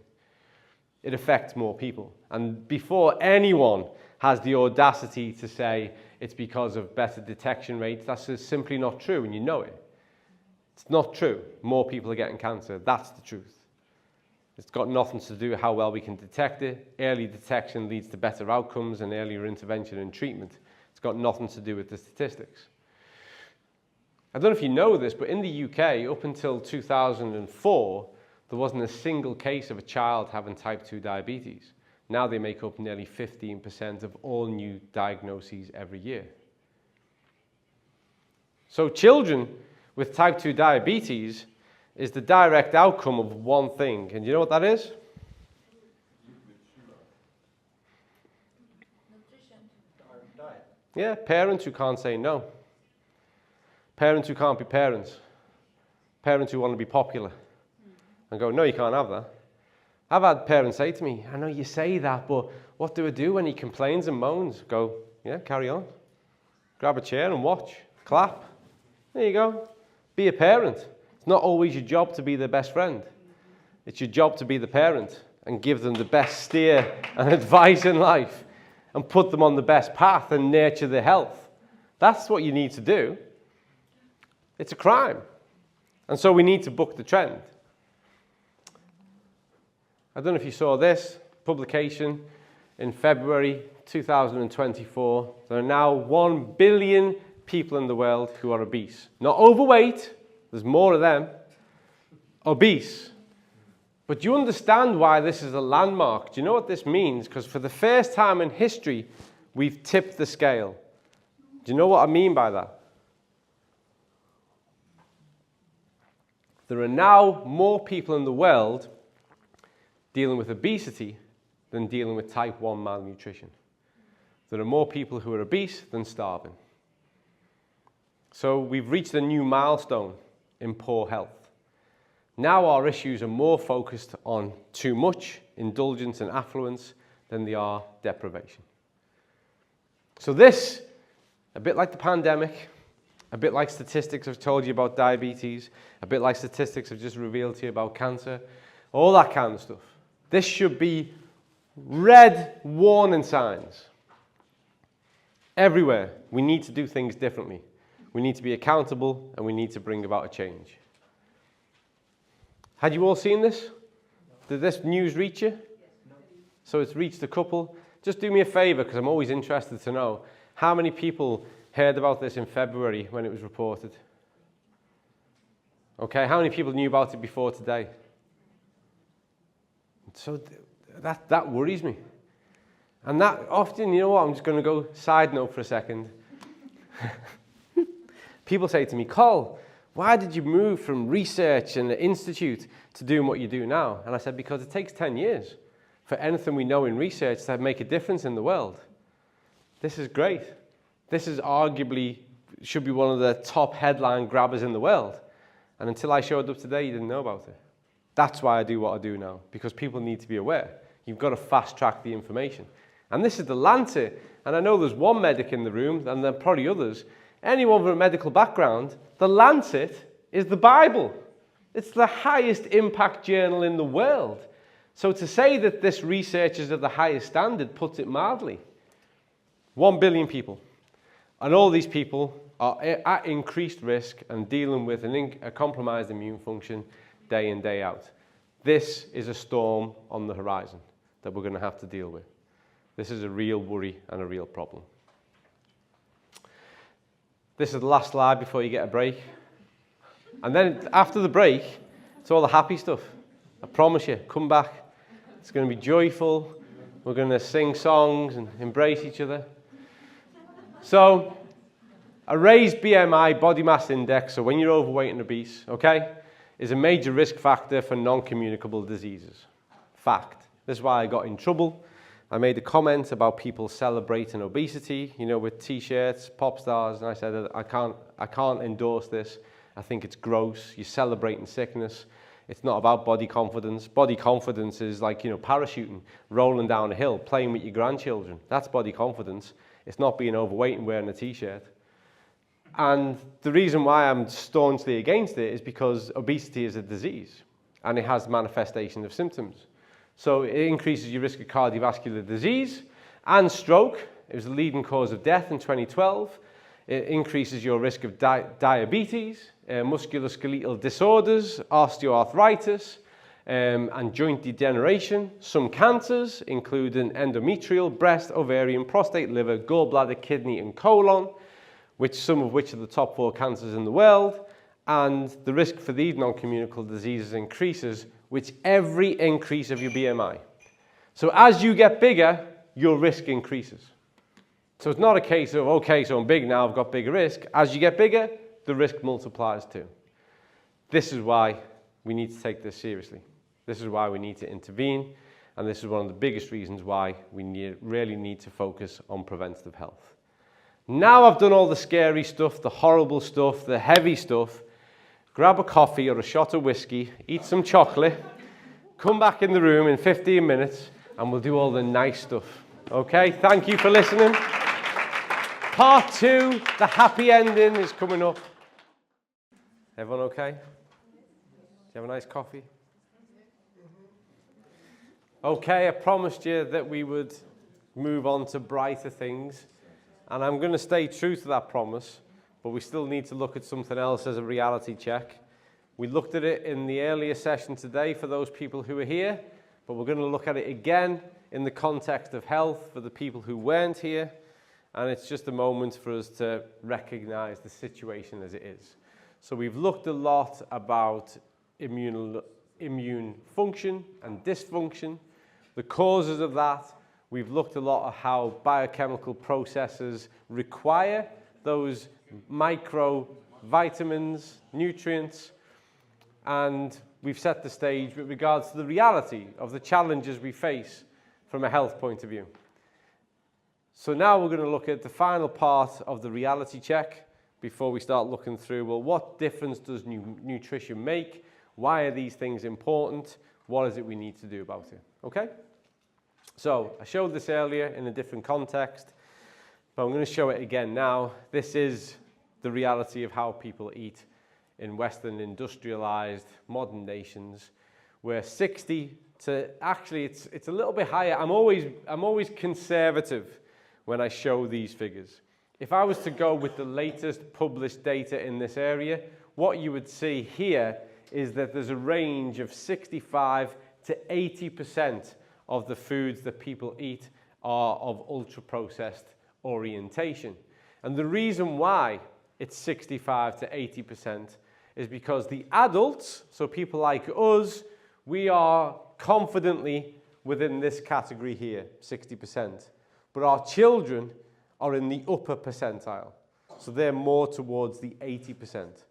And the problem we have with that statistic is knowing that much of our food behavior and attitude is established when we're young and we carry it into adulthood. Now, we all live in bubbles. You all live in a bubble.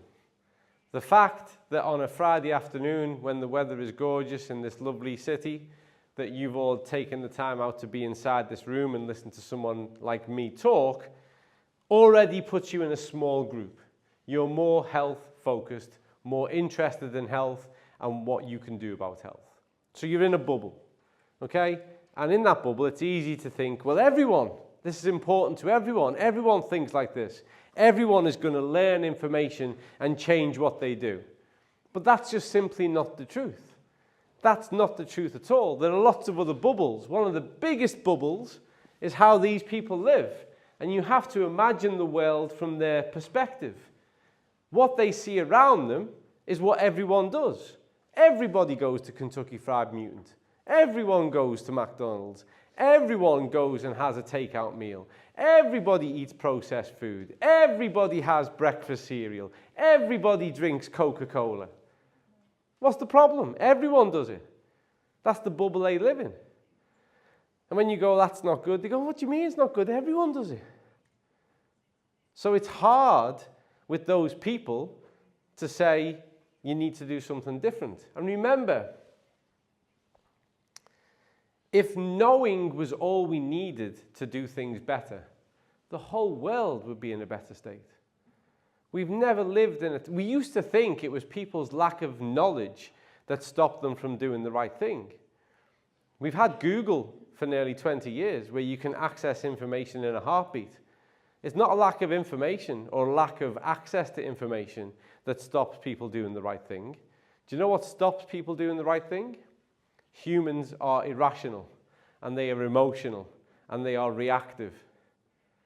So there's lots of things that influence on what we do, and knowing is not always enough.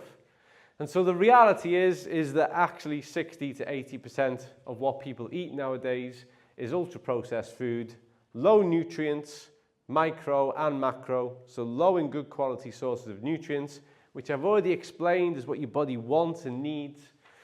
Then we have the processed foods, which takes up another 20% anyway. Culinary ingredients. And I gave this challenge to the earlier group, and I'm going to give it to you. Not everything is what it seems. So you've got to be selective, and you've got to be informed. So you'll see there on the left something that looks very much like a bottle of olive oil. Olive oil is great. Extra virgin olive oil.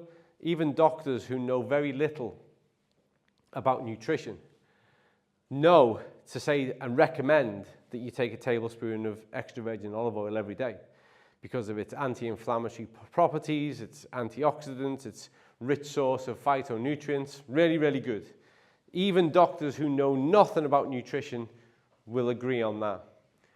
But when you go to the shop to buy some, what I'd like you to do next time is read the backs of several of them. And you'll be surprised to find out that a lot of what is described as virgin olive oil is not virgin olive oil. Because there should be one ingredient in extra virgin olive oil. And do you know what that is? There should be extra virgin olive oil in it. And so go through it, the homework. Go and have a look. You'll be surprised. There are products on the shelf that look like they should be extra virgin olive oil, but you'll find there's more than one ingredient contained within. And a lot of the industry works this way. It'd be easy to think that I was cynical about the processed food industry, industrialized food. And the reason why it's easy to think that is because I 100% am completely cynical about what they do. It's all a big global marketing campaign that is designed to create profit, and they're not interested in your health whatsoever. And so I know there's a question coming up, and I get asked this question a lot. Why do they do this? It's simple. It's the same reason why oil companies in the midst of a crisis are making £19 billion worth of profit. They do it to make money. They would sell anything. They just figured out they could sell food. That's it. Don't expect any morality. They're not really in it. Just because they put a picture of a field on the box, they don't really care about nature. It's just purely to make profit. And they make lots of it. It's a huge industry. And then at the top there, we have our minimally processed foods or our whole foods, fresh foods. And I give this example all the time because it's true. When I'm dealing with one-to-one nutrition consultations, and I'm a registered nutritionist with the British Dietetics Association, I'm qualified and I am professionally able to do what I do, and I ask people to describe what they eat. And remember, they're talking to me, so I get the good version. I get the best version. I get the polished version. So when they're saying to me that they go to Kentucky Fried Chicken twice a week, it's probably 3. When they tell to me they have like frozen pizzas twice a week, it's probably 4. Remember, I get the Hollywood version of what they eat. And they describe all these things that they eat, and then at the end they'll say, oh, you know, but I did have an apple last week. You know, they'll tell me something good. And I find that fascinating because it suggests to me that they really think that that one apple can make good on all the things they didn't do, that it's going to redeem their diet. But it doesn't work that way. You are the outcome of the things that you do most often. Consistency is key, and that pyramid needs to be the other way around. It needs to be where it's occupied by whole foods, fresh foods, better choices, and then those processed foods are the tiniest amount once in a while just for a treat. I've just realized that my phone's on, so I'm going to turn it off because that would be embarrassing. And people ring me all the time, and I don't want that in the middle of a talk. So, you can't like pretend to yourself. That's important. And when you're having a conversation with someone about health, you have to realize that the vast majority of the time, this is the nutritional context of the person you're talking to. That's just the reality. That's how it is. And do you know what puts people off more than anything? Truth. And telling them they're wrong. I think people must think of people like me and think that wherever I go, I'm saying you shouldn't do that. Why are you doing that? I don't do it at all. It's none of my business. I don't go about life stopping people eating a sandwich. Whoa, whoa, whoa. Do you know what's in there? No, it's not my... the only time I speak to anyone is if they ask me a question.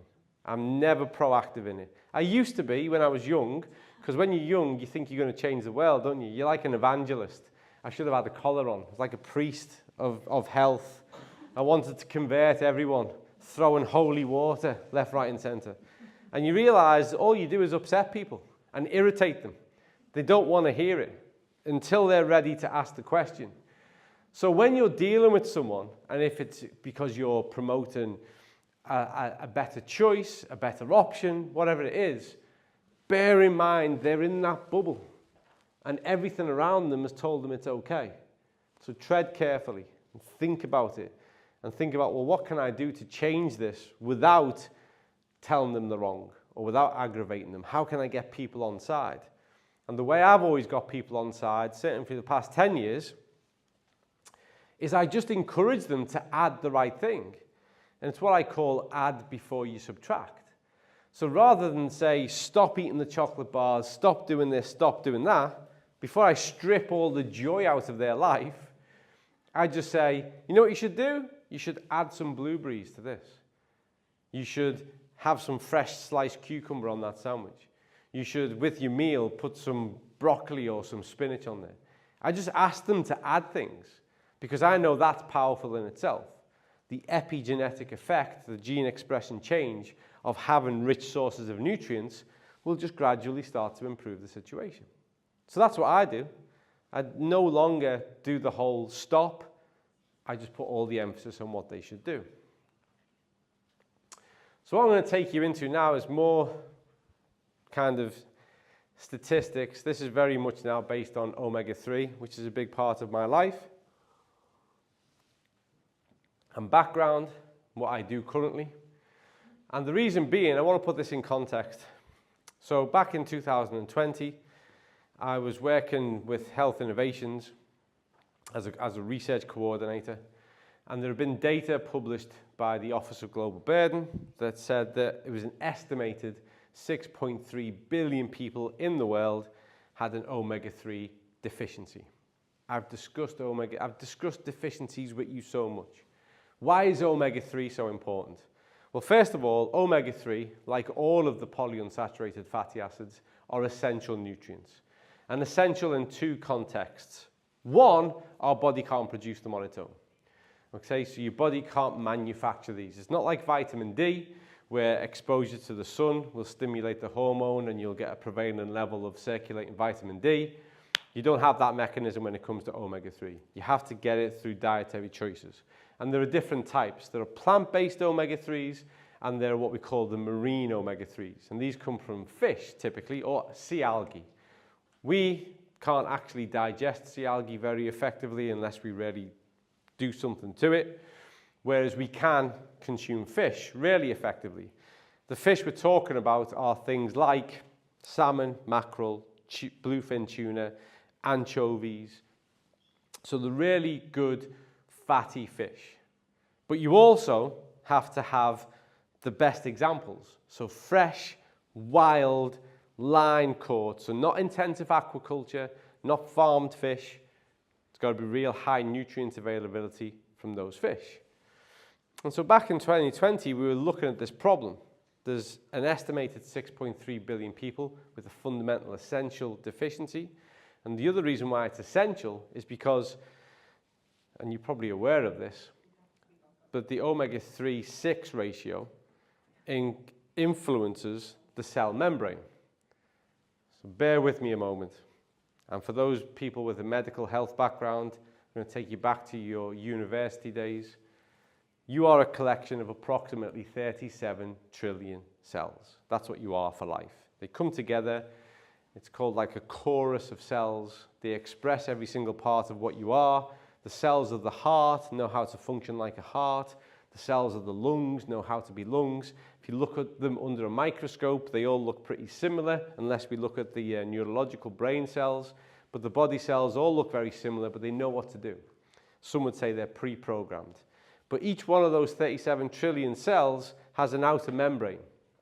And the ratio of omega-6, which is the pro-inflammatory, essential, explained that earlier, to omega-3, which is the anti-inflammatory, essential, and is the resolution of any system, needs to be less than 4:1. In the average diet around the world, what we see, it's in excess of 14.8:1. So way out of what we would call balance. There's also an aspect of this that relates to ratio. So when you're in this level, the art of biology is homeostasis, balance. The body is constantly trying to balance systems off. This is way out of balance. And so from a cellular point of view, you have a dysfunctional cell. And cellular dysfunction leads to physical malfunction. That's a well-established trait within cellular biology.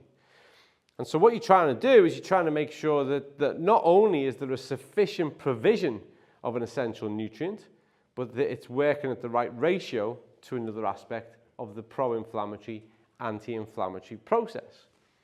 So we at Zinzino actually have the world's biggest database on omega-3 status.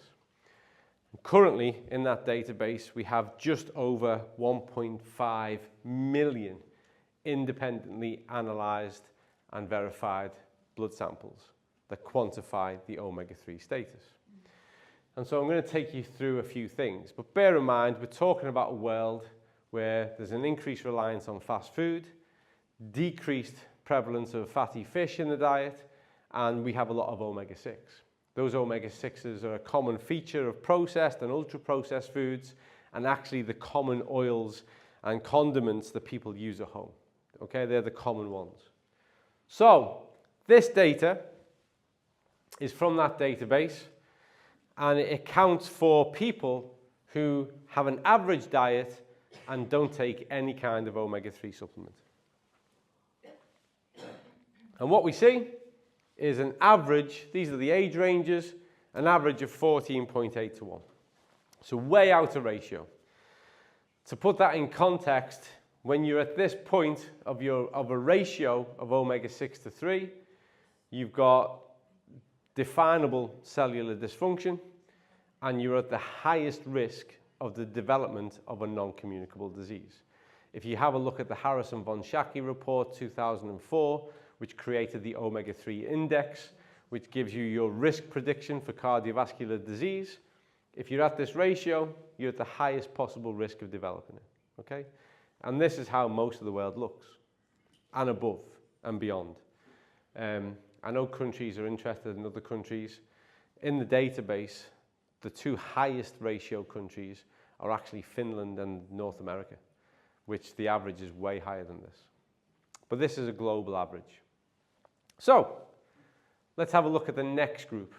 This group are my favorite group because these are people who use a standard fish oil or omega-3 supplement.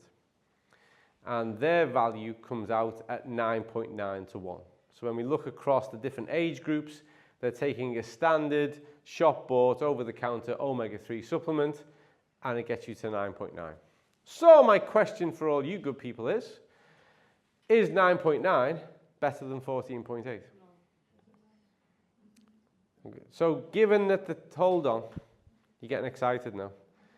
So given that the target is less than 4 to 1, these people, average diet, don't take anything, at 14.8. These people take a supplement and 9.9. My simple question, not a trick question, is that better than that? Yeah, 50% better. Yeah. It's better. It is better. That's better than that. Come on, be fair. Be kind. That is better. However, we have a phrase in medicine, actually. We have a phrase in statistics and in research, which is called a meaningless difference. And what it means is there's a difference, but it doesn't mean anything. So statistically, if I was to run statistics on this, that would go, that's a statistically different value. And people go, so this is statistically proven. Great, but it's meaningless. Mathematically, it's great, but actually in the real world, it doesn't mean anything. Because you're still way off the ratio that's required at a fundamental biological level. And so I often describe this in this way, and I'm going to do it now just to entertain myself. What I want you to imagine is that there is a soccer football goal post there, yeah? And you and I are going to have a competition. Whoever kicks the ball in the goal gets €1 million. Good competition? Okay? It's not bad, is it? I'll go first, because I'm like that. And by the way, I'm rubbish at football. I was always a rugby player, rubbish at football. I kick the ball, and it goes right in the corner of the room. Okay? And that's me there, 14.8. Didn't have a chance. You step up. You've played a bit of football. You've seen my desperate attempt. You're feeling confident.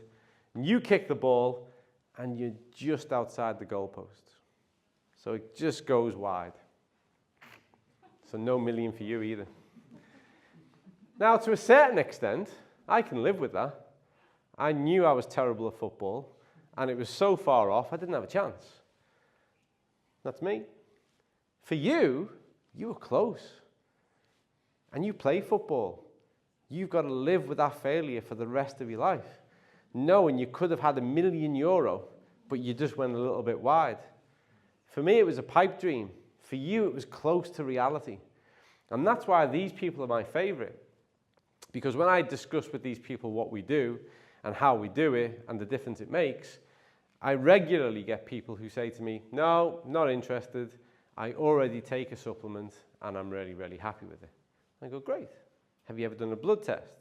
Have you ever quantified your fatty acid profile? Have you measured that? Do you know it's working? Have you looked at your ratio? Have you looked at your index?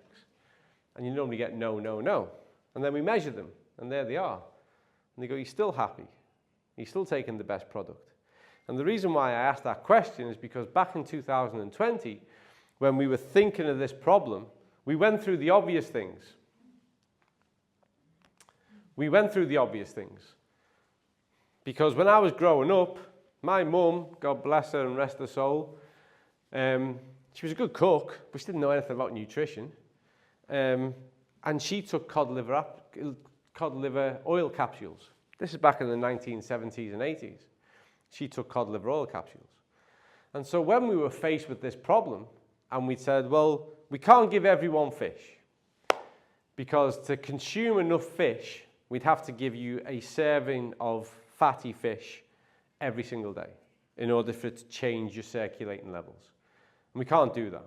The reason we can't do that is because you'd have to take approximately 7 billion fish out to sea every single day. So that might last 2 days, and then the planet would be ruined. It'd have a huge climatological, ecological, devastating impact, and we wouldn't be so worried about our omega-3 status anymore. It'd be the fact that we killed the planet and the apocalypse was upon us. Also, even if there was enough fish, we don't have the infrastructure to do that. And then secondly, if we get real about it, if we take the fish approach, who does that address? If I'm saying, okay, the solution is you've got to eat more wild, fresh, line-caught, fatty fish every day of the week, who does that satisfy?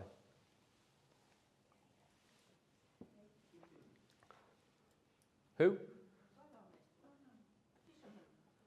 Yeah, it definitely satisfies them. It satisfies that industry. It satisfies rich people who could afford to eat that way every single day of the week. But most people aren't that well off. And so it's not ecologically valid, it's not sustainable, it's not practical, it's just not even an option. We can't feed enough people to address the deficiency through that. So the next step, which is why we looked at it, is, well, let's look at supplements. And we actually looked at this. We looked at a broad range of research, but we looked at this. And this was the Cochrane Review 2018. Cochrane, for those of you who might not know, is the highest standard of systematic review meta-analyses. They publish high-impact research. And they'd looked at about 112,000 people in 79 trials that met with the standard required for research. And their summary was that there is little to no effect of omega-3 supplements, particularly in the context of cardiovascular disease. So again, we're like, well, we can't give people fish and supplements don't work. And then we looked at this database that I was then able to access about 9 months later, who'd gone off and measured over 1 million people. And we see that, well, that this stands up as true. When you directly measure people, you realize that their ratio is coming out at 9.9 to 1.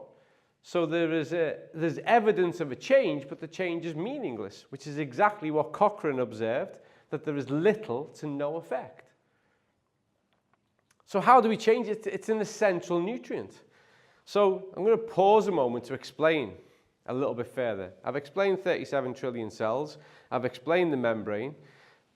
Omega-6 is pro-inflammatory. When something goes wrong, omega-6 plays a part in increasing those inflammatory cytokines so that the immune system responds to what's going on.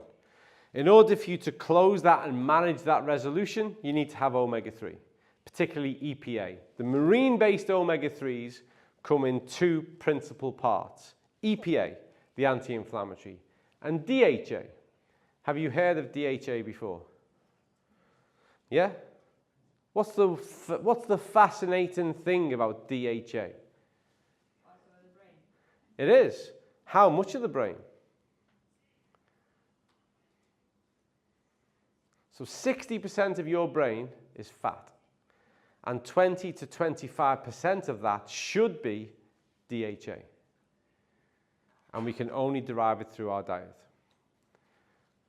And so it has a direct impact on cognitive function, emotional stability, mental health. So imagine when there's a deficiency of DHA, and there is. Offers a global burden, 6.3 billion people in the world are living with an omega-3 deficiency. We've measured it, no one's even close to ratio or index. How are you ever going to be empowered to act differently if you can't think differently? If you are not primed for optimal cognitive function, I nearly said something terrible then, I'm going to bring it back. But how are you genuinely going to start to manufacture thought processes that are going to facilitate a meaningful change in your life? So you've got EPA, which is working in an anti-inflammatory capacity, balancing off the AA, the arachidonic acid, which is the omega-6. This has got everything to do with your cellular function and integrity. And then you've got the DHA, which is a constitute part of brain and cognitive function. And I'm sure you all know this, that we all start life as a single cell, which promptly divides and turns into 2 cells, which then goes into 4, into 8, 16, and it proliferates until you reach 37 trillion, which is quite a quick process. And then it's the turnover of those 37 trillion cells for a lifetime that determine who and what you are. The whole code of your health is within each one of those cells. So when you invest in health at a cellular level, what you start to do is write a future you, because every cell is a copy of a previous cell. And so if you had a diet that's overwhelmed in ultra-processed foods with nutritional deficiencies, high saturated fats, when we start to look at other components that can interact, certainly from a chemical point of view, then your cells are direct copies of that. This advances the aging process, leads to dysfunctional cell, which leads to malfunction. When you invest in a cellular status, so you're looking at optimizing the cell membrane, you're creating an active and dynamic cell that nutrients can get in, that waste products can get out, and you've got this active, dynamic, fully functioning cell protected in the mitochondria, which is the power plant at the heart of every single cell. Guess what you get a copy of? And remember, cells are turning over on a daily basis. So what do you start to get copies of? The new cell. You start to rewrite who you're going to be. You start to reshape your health. And it's never too late and it's never too early to start. And these are fundamental aspects of nutritional health. So, then we had a look at what we can achieve when we use our version of it. And this is not a product presentation, so don't be scared. But I'm just putting it into context that we can actually do this really, really well. We can do this really, really well. And so the goal is to be less than 4-to-1. Optimal is less than 3-to-1. And that's the change that we can manufacture in 120 days of consistent daily use of our version of an omega-3 supplement. Like I said, it's not a product presentation, so I want to quickly go back now to the physiology. Why did it take 120 days? Come on, I know there's health people in the room, there's doctors and dentists and everything. Why does it take 120 days? New blood cells. Exactly, new blood cells. That's the lifespan of a blood cell. That's what we're trying to change because we're measuring it within the blood, we're measuring it in the whole blood. And you get you've pretty much got a brand new set batch of blood cells every 120, plus or minus 10 days, you get a new batch of blood cells. Blood is an organ. We don't often discuss it as an organ, but it is. And it's obviously an essential and a vital organ because it's the organ that transports oxygen and nutrients to every other organ and system in the body. If we can measure it within the blood, you all know this, it's systemic. If we can measure it in the blood, it's an indication of what's happening everywhere else. Because it's the fluid, it's the life that keeps the system going. And so when we can take you from these kind of values to these kind of values in 120 days, within 4 months, you're better placed now in the terms of your nutritional health. You've addressed the balance. And then you begin from there. You start to rewrite a new version of what health is going to look like going forwards. It's a key aspect. What else do we measure over 120 days? Normally retrospectively. It's a common blood test that people go to their doctor for. Blood sugar. We measure that the same way. HbA1c, glycated hemoglobin. We know that the sugar in the blood is toxic, and too much of it influences it literally glycates the hemoglobin. This has a huge impact on conditions such as anemia. It desensitizes the insulin response. A loss of glycogen control leads to type 2 diabetes and other metabolic syndromes. Yeah? And again, we measure that retrospectively over the 3 months. So it's an indicator of how you have been structuring your diet, the choices you've made over those 3 months. If you're pre-diabetic How much of it can you reverse as a percentage? You can reverse it. Entirely. Exactly. 100% reversibility of pre-diabetes. If you're type 2 diabetes diagnosed and you take the steps through dietary measures, intelligent supplementation, what can you do with regards to your type 2 diabetes status? And if there's any pharmacists in the room, I'd be interested to hear your response to this. What can you do? Let's say you're type 2 diabetic, so your blood sugar values are a certain rate, and you'll probably be given medication and stuff, but we make a whole heap of exercise, activity, dietary changes. We measure that in 3 months' time, and we've got you back beneath the threshold. You've still got type 2 diabetes, because it's surpassed the diagnosable rate, but what can we change? Blood sugar rate. Sorry? Blood sugar rate. Yeah, blood sugar rate, and what does that mean for the individual? Less drugs. No drugs. We can get you off drugs altogether. So you can be type 2 diabetic, but never need to take a drug for it again the rest of your life. So you've still got the condition, because it's at the tipping point of a pathology, but you can be drug-free for the rest of your life. Make better dietary choices, be more physically active and exercise. And we know that. The research literature is writ large with that. So if you're pre-diabetic, you can tap the brakes and you can reverse it entirely. You don't need to suffer that fate.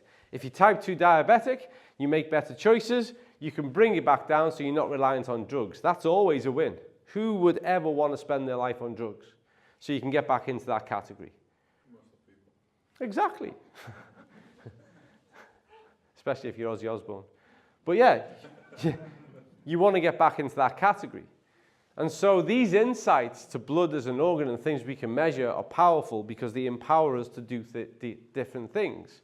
Remember, when it comes to something like your omega-3 status, which is an essential nutrient, which is functional and active at a cellular level and constitutes brain matter, which leads to cognitive function, you are literally repositioning the person, and every metric of measure with risk prediction over non-communicable disease is set against this category.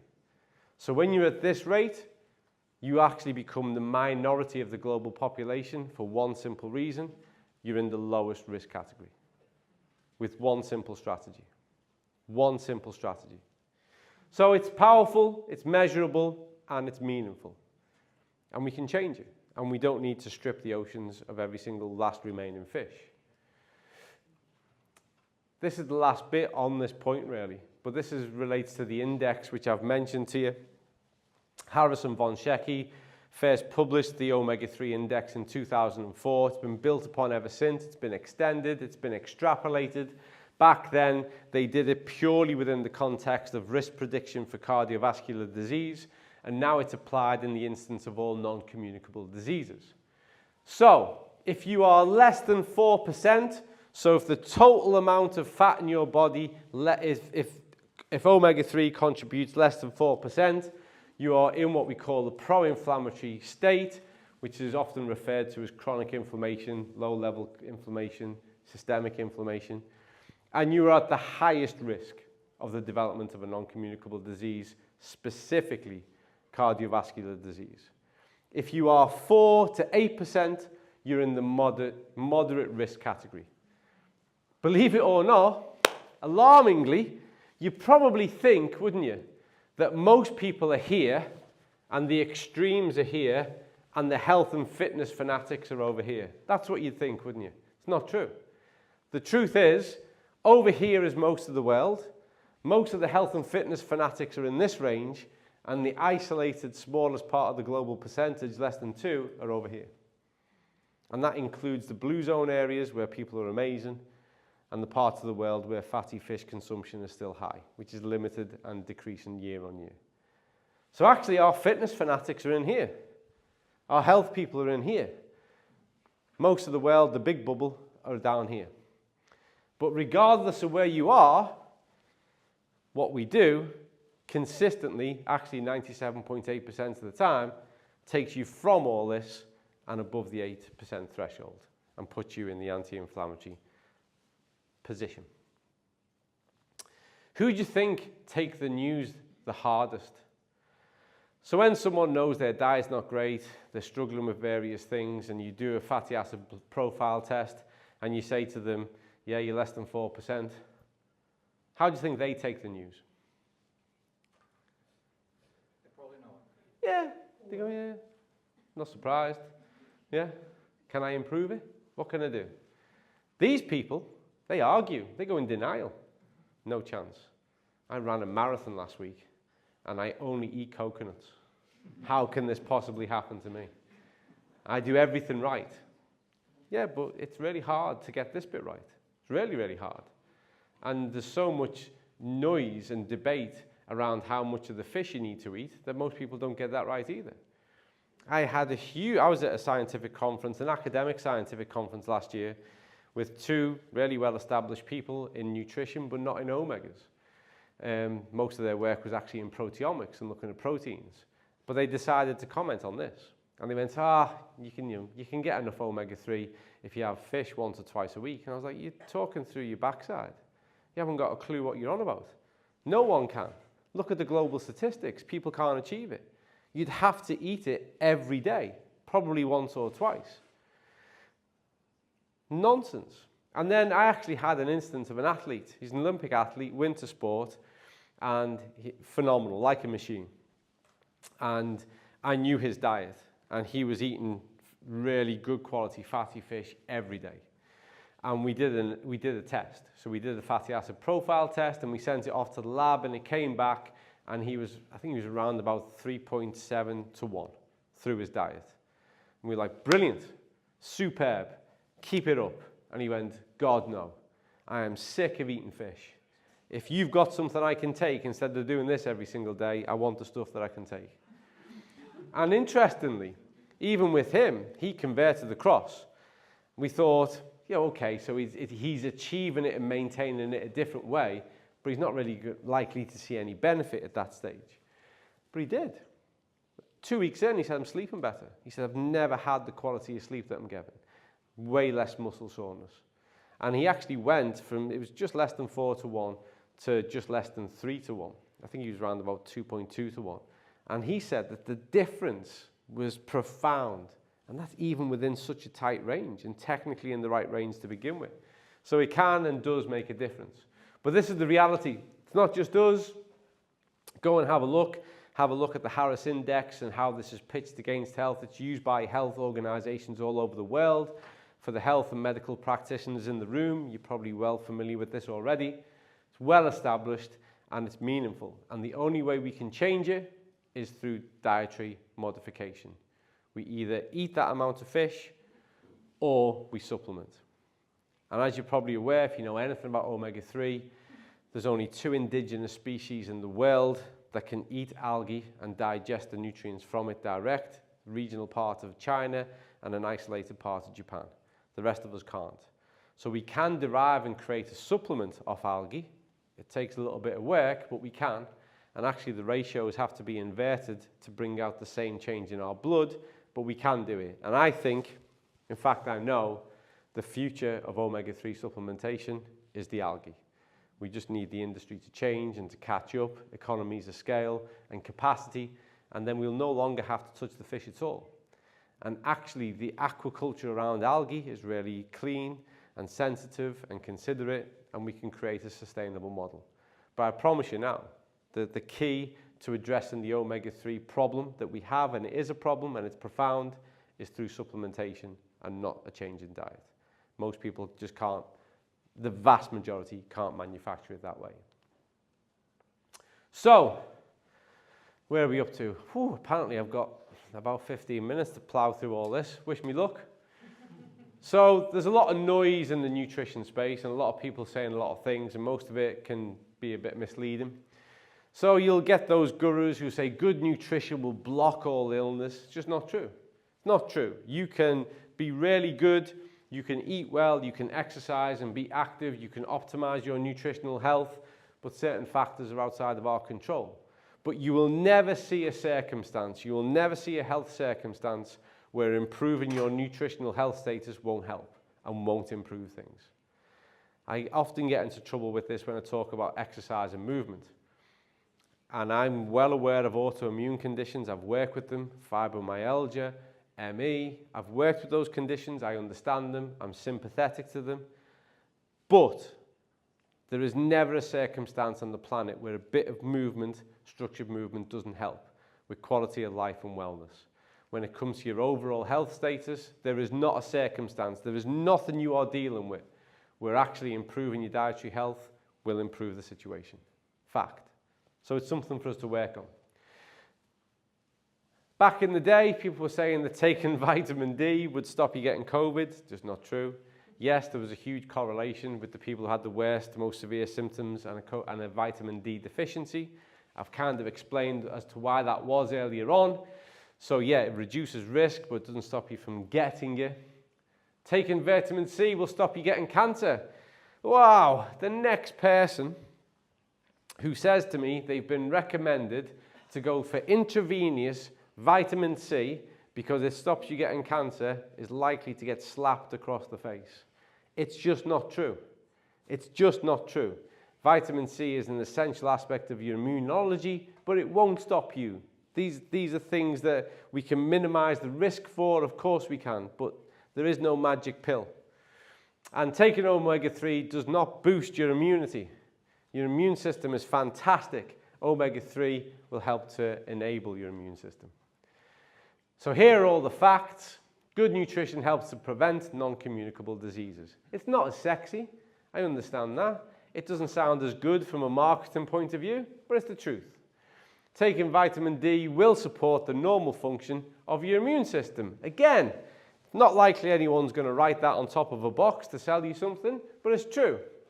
Taking vitamin C will support the normal function of your immune system.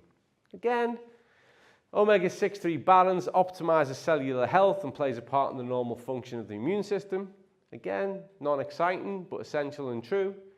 And dietary fibers are essential. Now you're probably thinking, Colin, you've crowbarred in dietary fibers. We've been talking about vitamins and minerals, and we've talked about omegas and polyunsaturated fatty acids, and we've talked about immune function. So where are we suddenly getting dietary fibers from? So you tell me, why are dietary fibers essential? For your gut health. Absolute. What is it they do? Feed the microbiome. The microbiota. That's what they feed. So they feed the good bacteria that are functioning on your behalf. Remember, 70% of the immune system is within the gut. It's optimized by those bacteria. You are a collection of 37 trillion cells. Do you know approximately how many bacteria are living in you and on you? Way more, 100 trillion, and that's a conservative estimate. More of you is not you. There are more things living in you and on you than are you. Isn't that a fascinating thought? You're just like an ecosystem for bacteria. And when you nurture them, they really will flourish and function on your behalf. They're involved in digestive processes, absorptive processes, and they galvanize immune function. They're integral. If you keep eating the foods that kill them off, i.e. high-processed, ultra-processed foods, there's less of them to fight on your behalf. And there's more of the ones you don't want. This leads to negative cellular proliferation, and then you start to get things like irregular bowel movements, IBS, other gastrointestinal issues, which are becoming more and more prominent as we move forward. And they themselves are the center of the emergence of other types of pathologies, conditions, non-communicable diseases. The gut is the center of the human universe. And a simple strategy is to make sure you get enough dietary fiber. So what foods contain dietary fibers? Plant-based, yeah. Some whole grain, so things like broccoli and spinach and bok choy and lots of good stuff. Porridge oats, lots of good stuff have dietary fibers in them. Do you know what percentage of the daily recommended intake the average person in this country consumes?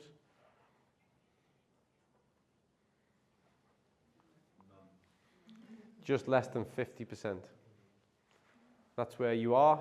Just less than 50% of the recommended daily intake. And you're a small country. then there are some countries that are even less than 30%. So the way to nurture your immune system, the way to nurture your gut, is to feed the bacteria that want to function on your behalf. So you have to target foods that include them, and target fiber-rich foods, which is looking at a plant-based orientation. But also, olive oil functions as a prebiotic. Omega-3 functions as a prebiotic. They both actually are nutrients for the gut. So not only are they serving at a cellular level and contributing towards that pro-anti-inflammatory resolution cycle, they're actually nurturing your gut. These are essential nutrients. Take care of your gut, and you will take care of your health. Promise you. So, let's whip through things. I'm not going to read slides off to you. Do you know everyone I know is aware of vitamin C? Do you all hear the vitamin C? Yeah? Do you all measure it? Do you know that you've got enough? Confident that you consume enough foods every day that have got it in?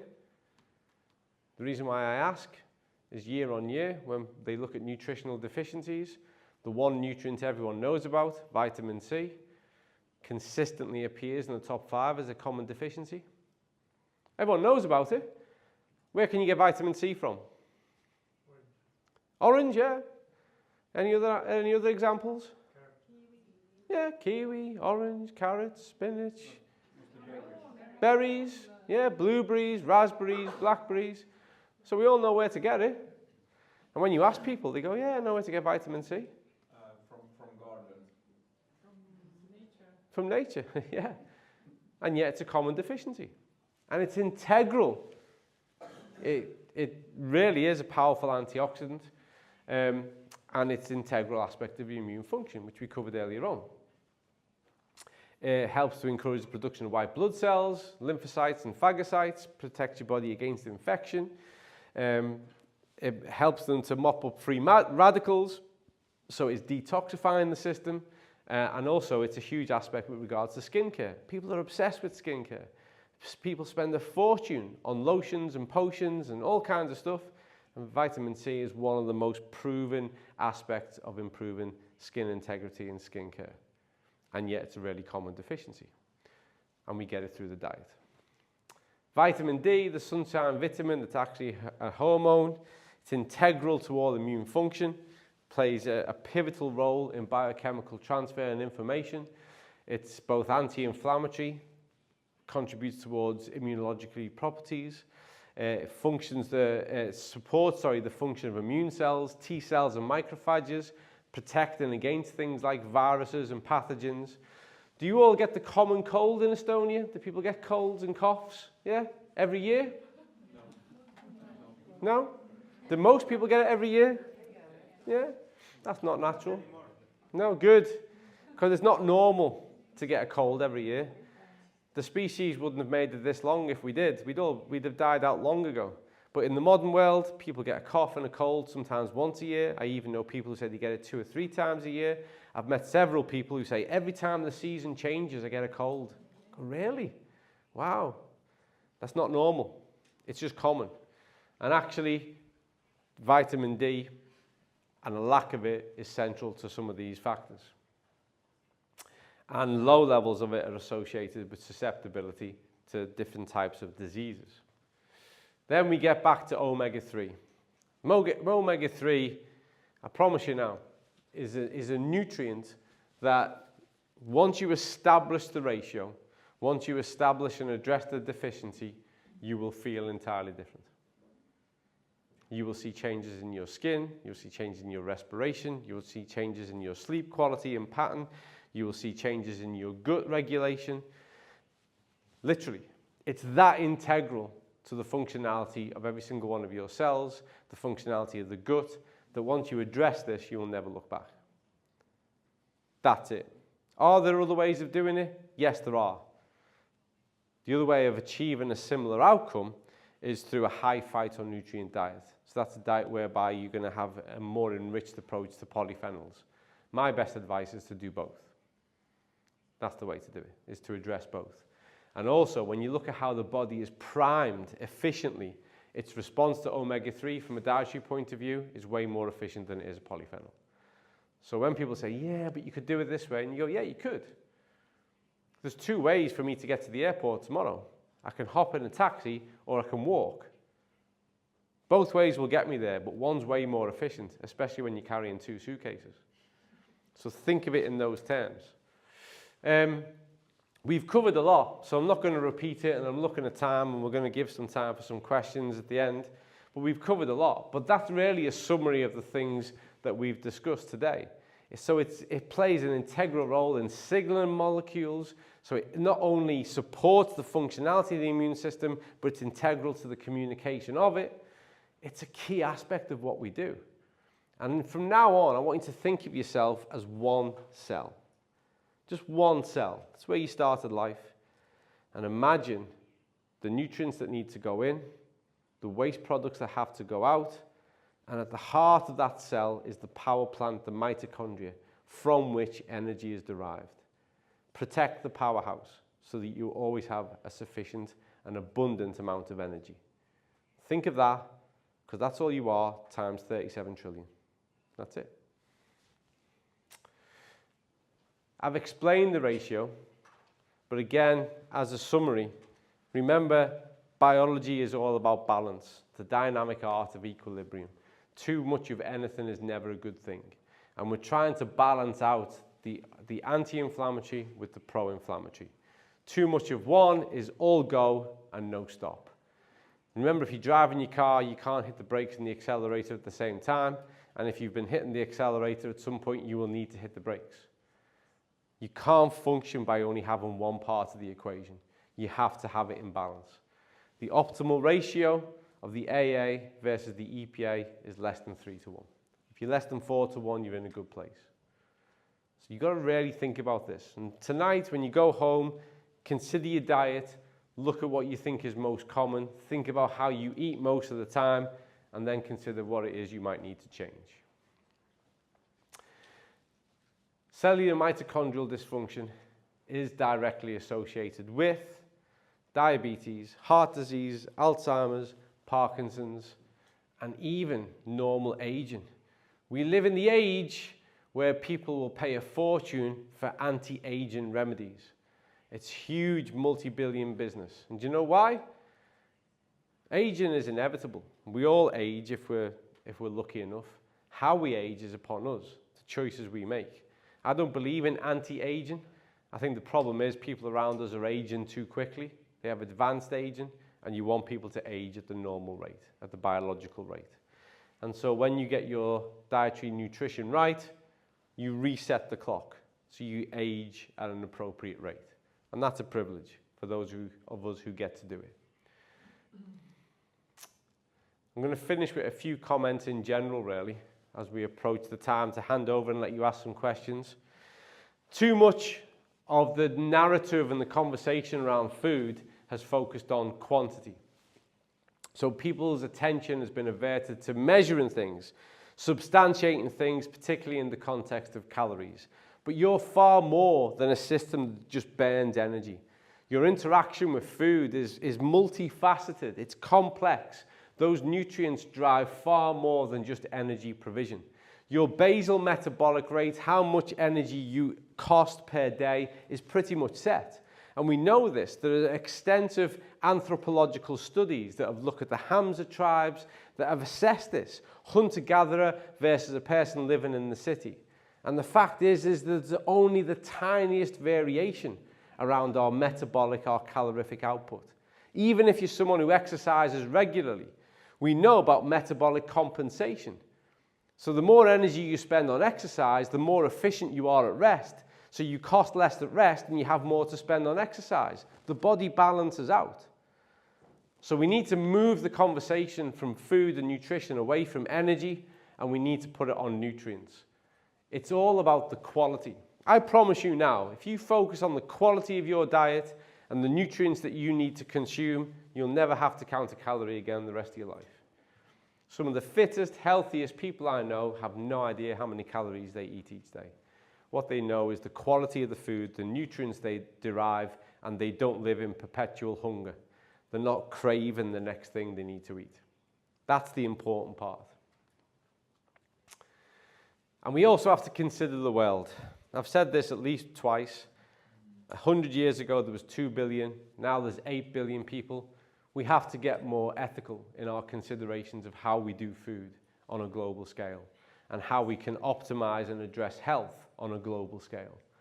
We have to recognize that intensive industrialized agriculture has come at the cost of nutrients. The soil is lower in nutrients, and by a product of that, and then when we consider things like pesticides and advanced agricultural methods, the food we eat in the average shop doesn't offer us what it is that it used to give us. So we have to make the best possible choice we can, the best possible choice we can afford, but we also have to consider supplemental strategies that can fill those gaps and not only make good on what's missing, but actually optimize and give us a better quality of health. We have to look at the ecological validity. 8 billion people, how do we feed them all, and how do we feed them all well? We live in a new era of food, and it's upon us to make different decisions. That's how we do it. It's not a product demonstration, but I do want to mention it. We address it with omega-3, we address it with dietary fibers, and we address it with micronutrients of vitamins and minerals. I classify this as the antidote to the modern diet, but that's something that you might want to discuss with other people around the room. This is what we work on. For some people it's a business, for me it's a vocation, because I know that through this we can change health on a global scale. And we're doing that, one individual, one cell at a time. That data I showed you before is from our own database of how we are quantifiably changing health on a global scale. We've got a series of publications that are coming out. One of our in-house researchers, Dr. Martina Torresen, will be here tomorrow to discuss some of that research and to share some of those insights. Our first peer-reviewed publication will be submitted in 3 weeks' time, and we already have the follow-up 4 papers in the line waiting to go.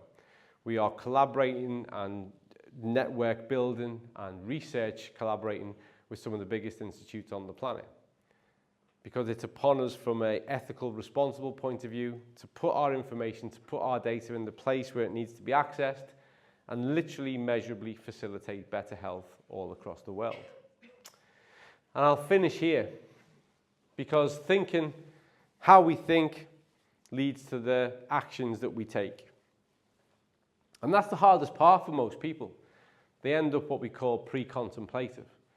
They become, have you ever heard the phrase, paralysis by analysis? There are so many options that people do nothing because they don't know what to do.